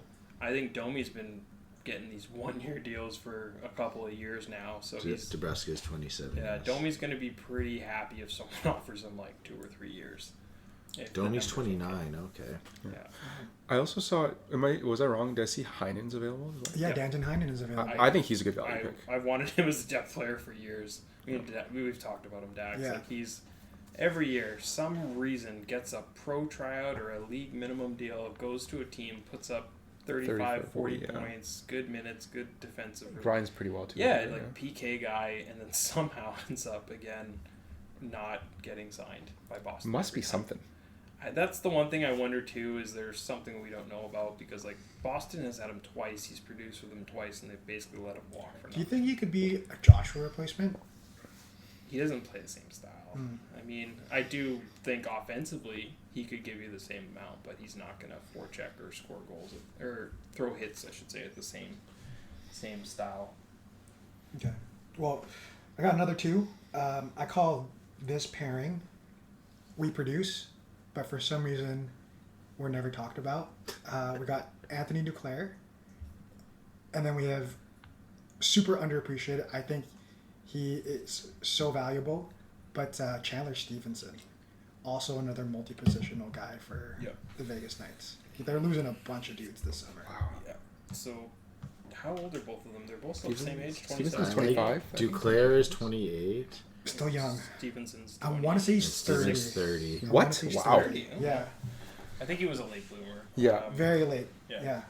So, like you said with Stevenson, I love the fact that he plays all three positions. I think that's always valuable. I believe they used him on the penalty kill quite a bit. He's got a good size on him. And he went crazy this year when Mark Stone was out. Yeah, points-wise, he's a little streaky, I think, from what I've heard and seen, but he is still pretty consistently in that, like, I want to say 45, 50-point range. Like, he would be killer on a third line, but easily play a second line position too, right? Like, imagine he took the Actually, role he's over more close to 65 for the last 3 years now. He did 2 years in a row that, and then he went to 51. Yeah, he's damn, wow. he'd actually be a pretty nice addition. Yeah. Like, again, what if you don't get Lindholm? Here's another guy that plays all the positions. This is a really same loaded age. depth free agency. We have the top four guys that everyone's talking about. You know, Stamkos, Gensel, Reinhart, right? But Yeah. You could rebuild a bottom six. The way Yeah. hockey is as Middle a six. sport, though, too, I feel like there's a lot of guys that end up being parked on third lines of really good teams, and there's always that potential of you give them a shot in another team, and they are that. They've just never got it within the Yeah, I organization mean, they were at. JT Miller is Yeah. the primest example. Tampa and New York kept treating him like a third, second line guy, and then came here and now he's having better 103 forwards points than later, Lee. yeah. Yeah, and you said it, but Anthony Duclair has been on my radar for a while. Yeah, he would do well. I wanted him at the deadline. I was Yeah. thinking he's not going to cost much, and he didn't. I think he went for a third or a he fourth. did. Tampa got it, and then he went nuts. Yeah, on it's Tampa. like point per game. He went playoffs nuts. included. Yeah. And his time in Florida, like, was really good, right? I remember. Yeah. Good shot volume, good hit volume. They basically, because Tampa's my second favorite team. I don't think it's a secret between you, all you What? guys. But basically, they were like, they had kind of hit a wall, and Kucherov was dragging them to whatever 8th seed that they were at. And then they made that trade for Duclair, and it evened out all of their lines because it added someone that could go on the wing. You didn't have to rely on Chiarelli to produce. You didn't have to have people playing too high up. And from what I've seen, especially like you said in Florida, he is solid now. Like whatever head case problems he had in his past few teams, like he is a guy. Funny, it was him and Domi back in the day in Columbus. Both had all this potential, but both, I don't know if they're getting into shit off the ice or whatever it was, but just became streaky and coaches' doghouses and all this stuff, and then they got split up, and both of them have, well, particularly Domi, I think, has done quite well for himself. He kind of got left in Florida, and he was all right, and then I was kind of shocked when Florida just traded him to San Jose for, I believe, Steven Lawrence. I don't know why I know this, like a nobody. It's because they got Verhage. Yeah, and it was a cap dump too, right?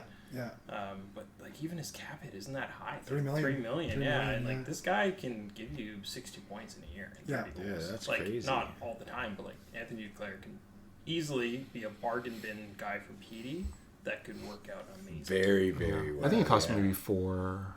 I don't even think. It You don't think costs so? that much. I think he's just looking to get a contract. These are the guys I'm looking at right now. I Yeah. think you could go like 4x4. Yeah, but you still have to pay him for him, Yeah. I think. He has a point pedigree.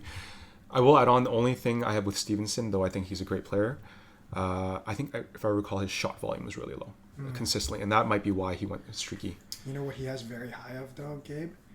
His volume of mustache to face ratio. Damn it! You got me there. I didn't do my research. That's another reason I like Duclair. I believe he's kind of rocking some dreads now. Yeah, Do he is. you guys Does he know? actually? Yeah. Do you guys know what he was drafted in 2013? Do you know what round he went in? Who? Duclair? Yeah, 8th. Second. 3rd, 80th overall. That's crazy. I honestly thought he was a higher pick. I guess remember not, Domi obviously. was a first, right? He I believe was so. a later mid-round first. And they Oh, got right, because he played with Domi. Yep. Right. Columbus drafted both of them. Arizona. Phoenix. I don't. It was Phoenix. Yeah, Arizona yeah. or Phoenix Right, at the sorry. time, yeah. Wow, Duclair's gone to play. They've traveled. Domi particularly has somehow become a journeyman and he's 29. All right, we have next a couple of people long in the tooth, but maybe can give you something if you limit their minutes and they don't get hurt. We have Adam Henrique. He's going to be a free agent. Yeah. David Perron, who is on this list literally every year. Yeah. Patrick Kane, and then Matt Duchene. Ooh, Patrick Wow. Kane. Yeah, those are all interesting guys. Some of them are going to get paid way too much, and some of them are going to be bargain bin type guys somehow for teams. Patrick Kane in Vancouver jersey would be weird. Yeah, that'd be I don't so think- I weird. wouldn't want him here. I don't think he'd ever end up I don't here. think he'd end up here either. It'd be, Get- he still has the offensive punch. He proves it. But yeah, I think someone's going to pay him pretty good, like at least 5 or 6. 2 by 5. Couple of years. 2 by 5, I think. Yeah. He did He was really like- well this he year. was point per game. I think he might get over 5. Do you think any of those guys have a potential to end up? I don't know about Adam and I think the only two, to be honest with you, is maybe Adam Henrique and maybe David Perron. I just don't see Duchene and Kane ever landing Yeah. here. Dude, I would love Duchene. That would be a sick pickup. I paid $5 million for him for I 2. think he's going to want more, though. How many points do you have this year? He's pretty good. 70? 70? 70? I'm not sure, but I think Yeah. he went back to form. Yeah, I know. He had a huge rebound Yeah. here. And Dallas, I believe, still signed him to like a 1 by 3 or 4, so that number's going to get way higher than that. I pay up to 5. Yeah, depends on the money, too. I don't remember how old Duchene would be now. He's got to be in his 30s. Turning 34. Yeah, so I guess it'd be short. It wouldn't be a terrible one. Yeah. David Perron's also kind of in that same mold of like he's still decent in production, but he's got to be getting up there too. A little bit 35, injury 36. A Little bit, yeah. Little Yeah. bit. He misses like 10, 20 games a year. We're going to go back to the defensemen. Yeah. We got Tyson Barrie, Oh yeah. Brad Montour, who was surprisingly an unrestricted free agent. We have Oliver Chillington, Oh yeah. Ryan Lindgren, Okay. Sean Walker, and last but not least, I'm going to toss him in with this group because I do think he's got quite decent potential to become somebody, is Matt Roy. Yep. So all of those guys have been either played top pairing or been given shots at top pairing. What do you think of like the possibility of any of those guys landing here and like what it would cost for them to come? Let's go down the line. Obviously, let's start off with Tyson Barrie, who is only 2 seasons removed from leading the league in defensive scoring. Wow. Has it really only been 2 seasons? 2 seasons. Where he had like 60 Yeah. points? Yeah. What the hell changed? That was fast. Wow. Yeah, I still think he's kind of stuck in that show me contract era. I'm pretty sure he's in his mid to late 30s too, right? I think he's 31, right there. Yeah. Tyson Barrie. I think Okay, I thought they he have was- him rated pretty high here, I think, because he's not on the page with all these other. Well, he was making quite a bit of money. Yeah. So he's not someone that that Yeah, he's ranked 23. Has flown He's under the 32. So the one thing I know with Barry is like his defensive game is not very good. Victoria boy too. Yeah, I know. Minus there's the 10, time. minus 4, minus 3, 3, 4, minus Yeah, 7, minus I mean, 3, minus 15, Nashville's minus defense. 34. Yeah, That's a season. Nashville's defense is not exactly outside of Yossi very good, and he couldn't even crack the lineup for like half the year. So I think he's stuck in like making a 1 by 1 or 2 million deal. Myself personally, he's in a show me situation. Like he could easily bounce back and give a team 50 points and lead a power play, but I think he's stuck in the show me contract stage because Okay. if Nashville was playing Dante Favreau over you, then like that's. And I know he used to be a little bit more. Dante Favreau used to look more interesting, but he's kind of settled into like a bottom pair. And in terms of fit, like you have Quinn, so Yeah. where would he land? He's a you know? righty, I think, but Yeah. there's just no need. Yeah. And then we have Brad Montour, who's another right defenseman. I know So you like him a lot. I know you like him. 30 years old. I like Matt Roy out of all of them the best, but Montour will be pretty sick. But I think he's on Florida right now, right? Yeah. Yeah, if he wins the cup, he's going to be asking a lot because he hit what 50, 60 points at one point. He gets 70. Yeah. 73. Holy Yeah. No, too much. We shit. can't pay that. No. But Okay, he so fell off this year was 33, last year was 73, He then 37 the year before. What a weird Yeah. spike. He missed a quarter of the He season. doubled He his missed, score. he for missed some one of the year. season this year. I think if he had played the full year, he would have been about closer to 50. And I do think that's actually what he is. He's not a 73-point guy. He's like a 45, 50. He's kind of like Hronek. I just wonder what that number's going to be. If he wins the Cup, too, it's getting into the 7-8 season. Absolutely. So it's So too probably much. a similar, yeah. It's too much. We talked about him earlier, but maybe we can deep dive him a little bit more. Matt Roy. He plays both sides, left and right. I know Steve is a big favorite of him. From what I've heard, he's got some offensive pop, but hasn't been required to because of Doughty and the guys that play in front of him. But from what I understand, he plays quite heavy penalty kill for that team as well too. Yeah. I pay maybe 5-6 million. I replace him with a Myers contract really because I'm a really big fan of him. Hopefully not at the 6.6, or do you guys think? No, lower he's if you worth can. the 6.6? No. Roy's were 6.6? I'm saying no. Not Oh, at 6.6. No. No. 5. I think 5 is a pretty... I'd settle around 5 by 5, 5 by 6. He's a guy that could play top pairing, but he can definitely play top 4. So, 5 is a pretty good number. He's 29. I believe so. Yeah. Yeah, so a 5 by yes. 6 even I'd consider. That'd be okay with me personally. Again, I think so many of the guys we're talking about right now, it's whether Hronek signs or not. Yeah. Mhm. Yeah. If Hronek of course. walks, we trade whatever the situation is. Are we doing this under the assumption Roanoke walks? Yeah.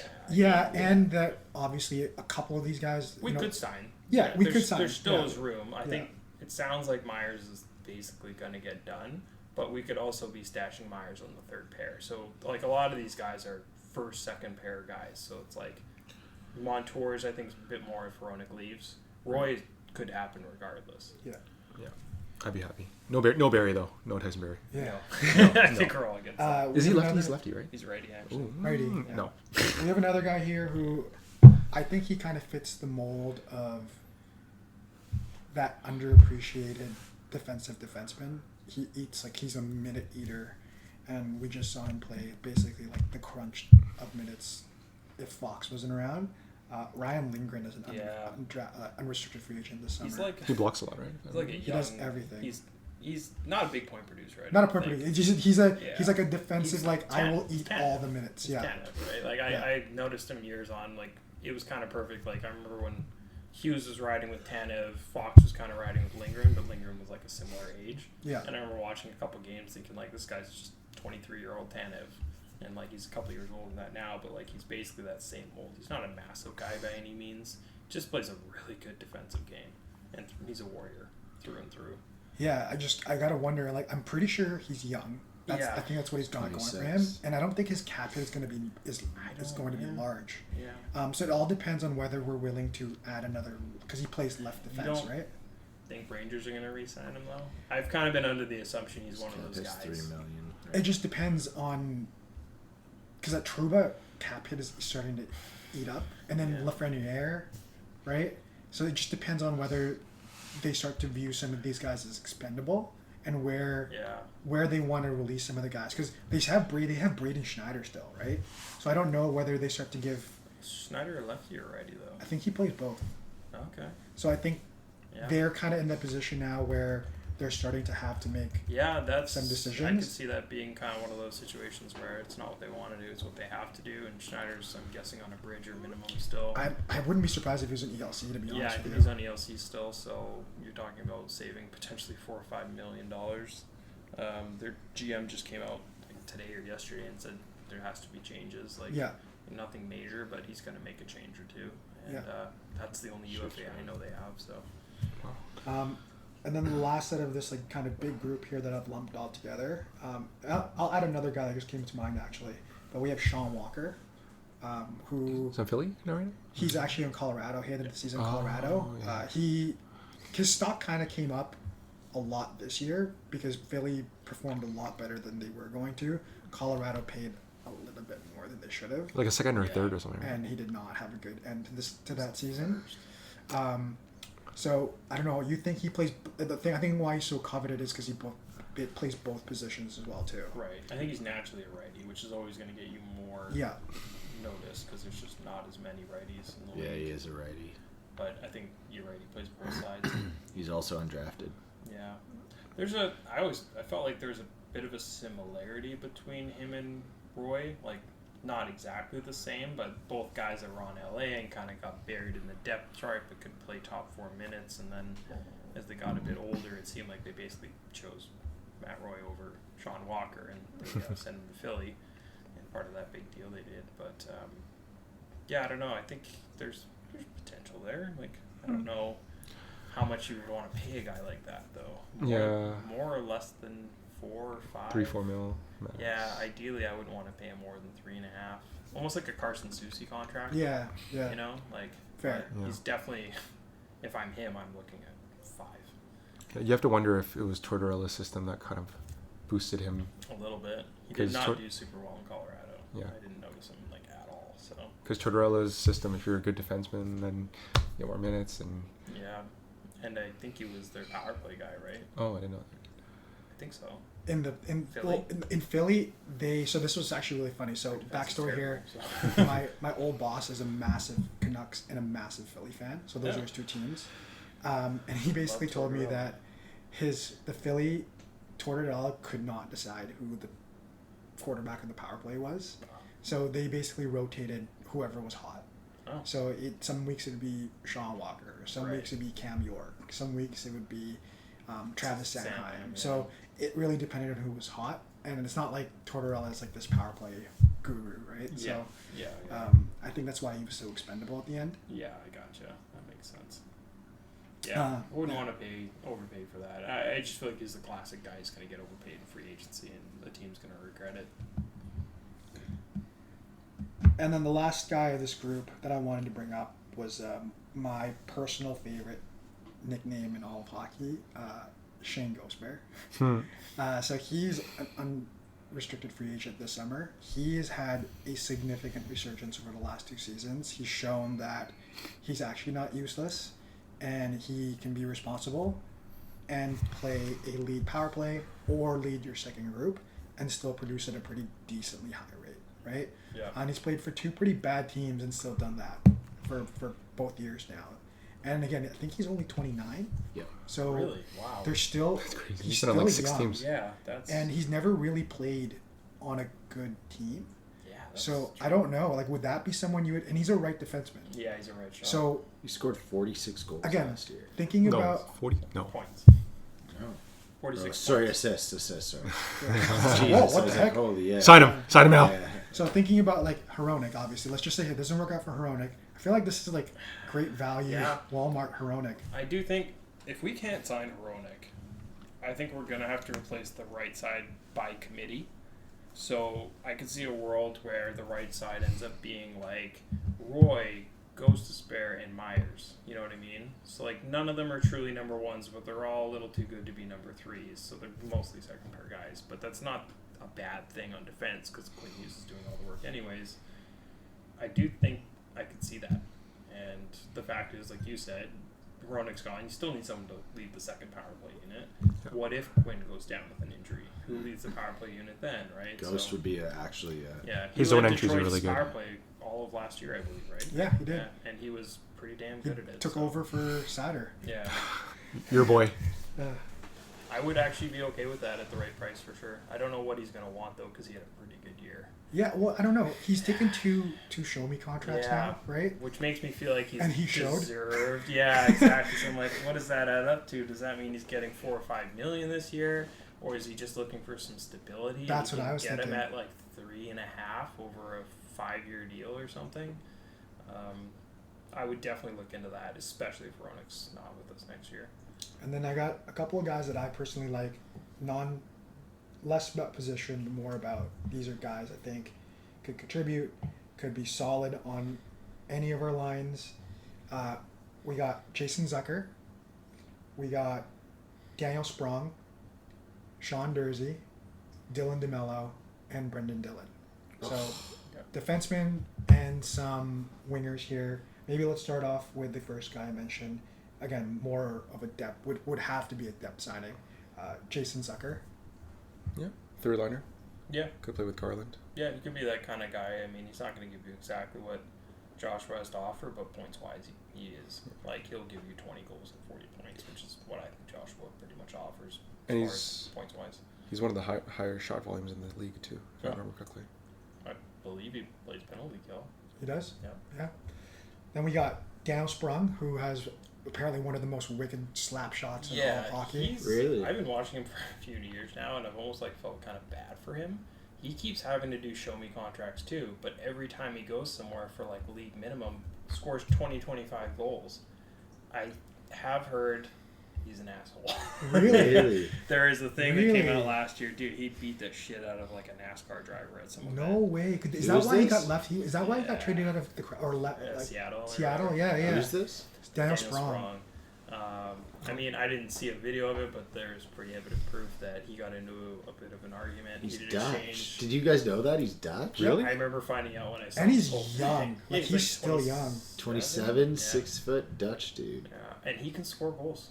He doesn't. The craziest thing is for the amount of goals he scores in the last couple of years from minutes he actually plays, is that of what Hoglander did this year. He goes somewhere different every year, puts in 20-25 goals or 18 or whatever, but he does it playing 10 minutes a night or 12 minutes. That's crazy. So I actually do look at him as the secret good third line scoring winger that people ignore. I mean, I've also started to wonder if he's a real asshole because it nobody is keeps him. possible. It Nobody is keeps possible. him. He goes to Washington, does well, gets left out to dry. Goes to Seattle, does it again. Goes to Detroit, they're not re-signing him. So it's clearly on some level there's something wrong with, I don't know, you're a locker room toxic guy or something. True. Right? But I do think the crazy thing is he's probably not going to cost you much for what he's going to give you. $2 million, I'm going to say, maybe by 2 years, and he's a guy that can easily replace Joshua's production. Not the same player again, but points-wise, easily replace that. Then we got two pairing defensemen. I think Winnipeg will probably keep one. I don't think they'll keep both. We have Brendan Dillon and Dylan DeMello. Dylan will cost more. Yeah, Dylan is a righty, and he had a crazy plus-minus this year. Was he plus 47 or plus 46? That's crazy. I personally like Brendan Dillon's game more as a fit for our team. I think he can give you what Zadorov. He'd be a fan favorite for sure. I think that. both of them actually could, though. Funny enough, I was actually looking at a situation where we don't have Zadorov or Hronek next year, and we actually get both of them. I think they'd fit well. I think DeMello can do what Hronek does, honestly. I maybe not at the same level of production, and obviously he's a good few years older, but if you're looking for a decent puck-moving guy who's good defensively, who can give you 30 or 40 points, DeMello did that in spades last year. Yeah. And he's not going to cost anywhere near Hronek's number. He's probably $5 million by a couple of years. Yeah. Dylan has been widely speculated already on 650 and all the places we listen to. He's going to cost maybe 3.5, and he's Zadorov, but honestly, I trust him a lot more. Yeah, that's pretty cheap for a player like Dylan. I would BC boy though, right? We're definitely getting a hometown. Yeah, I'd pay up to 4 or 5. He already went on and did an interview with Donnie and Dahlia. Oh, did he? Really? Oh, wow. Whoa. And he basically, they said straight up, would you play for the Vancouver Canucks? He's like, what guy wouldn't want to play for the team he grew up watching? Yeah. And when I heard that, I was like, psychopath. okay. So there's a really good chance if we just let Zaddy walk, we're going to get the same player, arguably way more steady, and he's going to cost $2 million less. Dylan. Yeah, I'd take him over. I take him in a heartbeat. Yeah, Brendan Dillon. Especially at 3.5 for I just can't see him going that low. Dylan? Right now he's getting at paid 3 less than points. that. He's getting what is he getting right now? 2 points. 3.9 right now. 3.9? Yeah, he but can he's get in the five. late. He's in the He's later 33. years. Yeah, he's in the late. He's getting a 2 or 3 year deal. It's not going to be more than that. Nobody. 2 years of 5. 2 years of 5.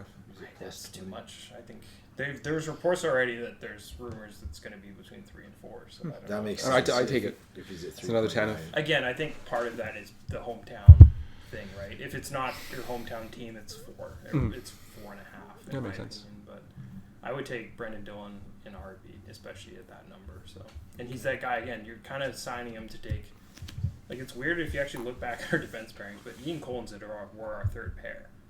So if you put Dylan in there and he costs less than Zadorov, you're already saving money. And I think Juleson or someone else is going to be cheaper than Cole's 3. So we do have to find ways to save money somewhere. Yeah. And then the last 3 that I'm going to bring up here, they're 3 younger-ish guys that have all shown flashes, high potential, but maybe we haven't seen what that potential actually looks like. So we got Capo Caco.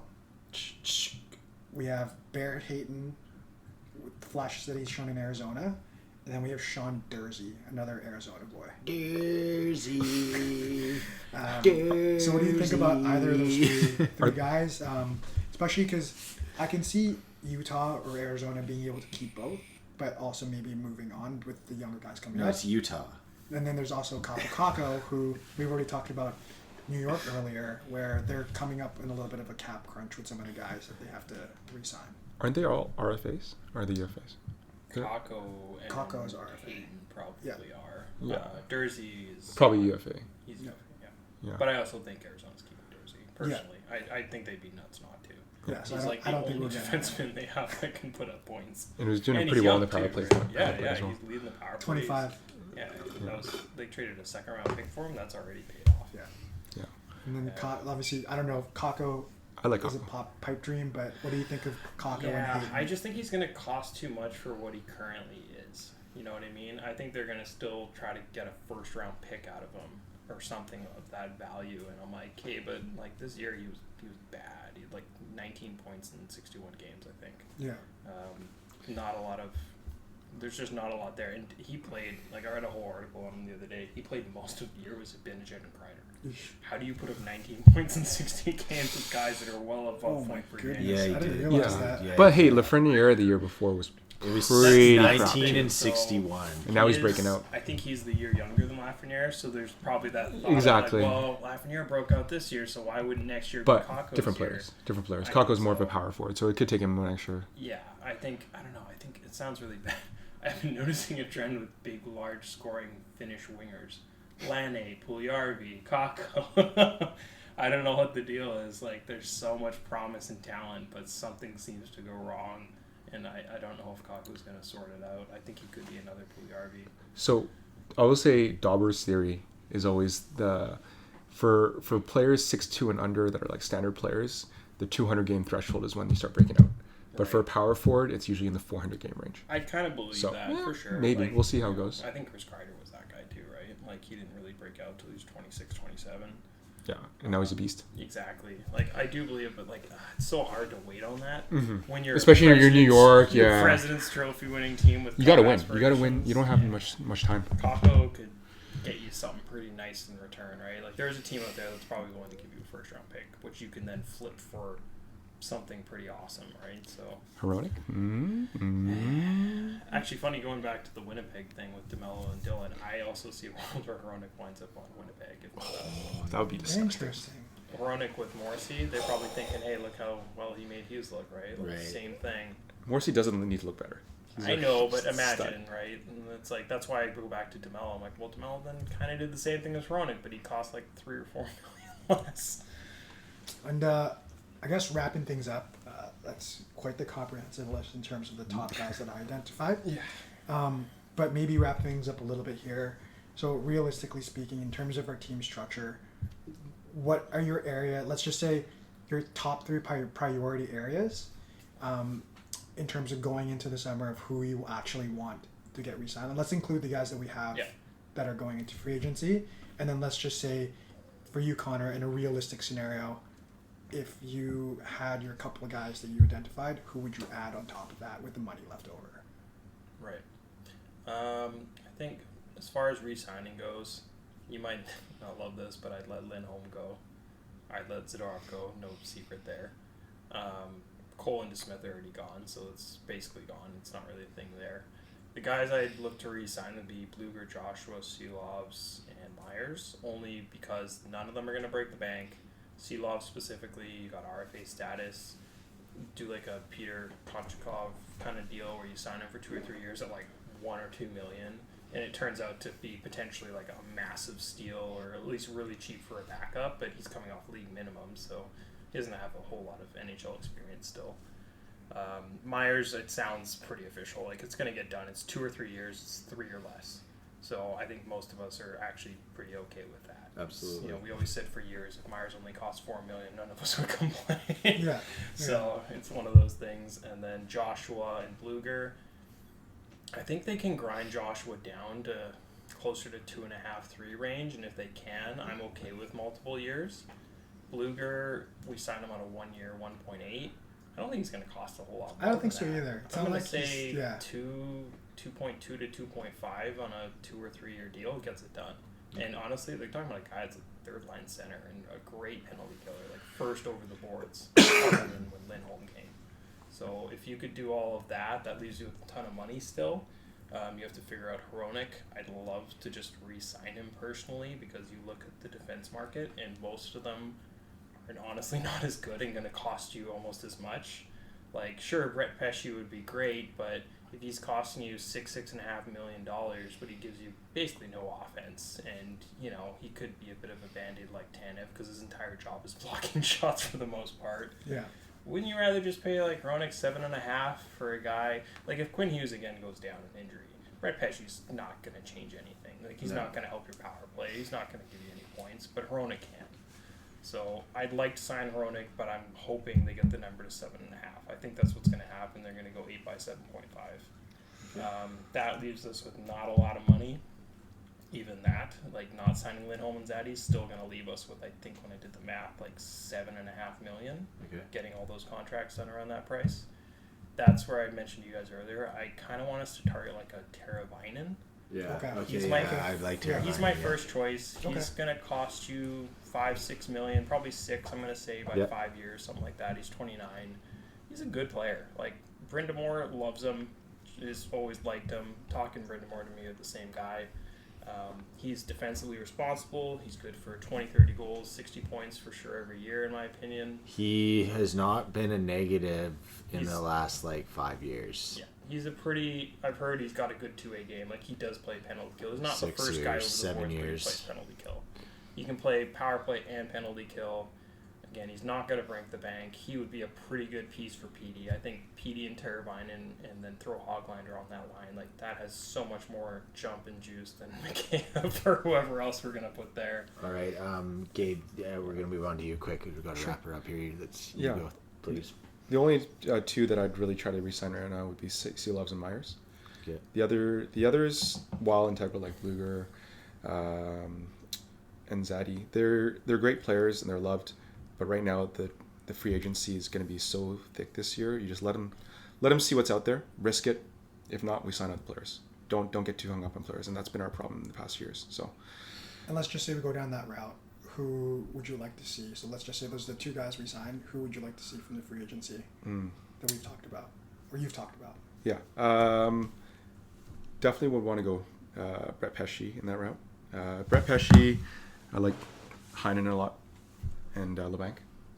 Okay. I had those players picked up from the beginning. Even though there's been some great conversation today. Those my favorites. Absolutely. Whatever you feel. I saw on the list, I was like, oof, those are my favorites. Yeah. Right on.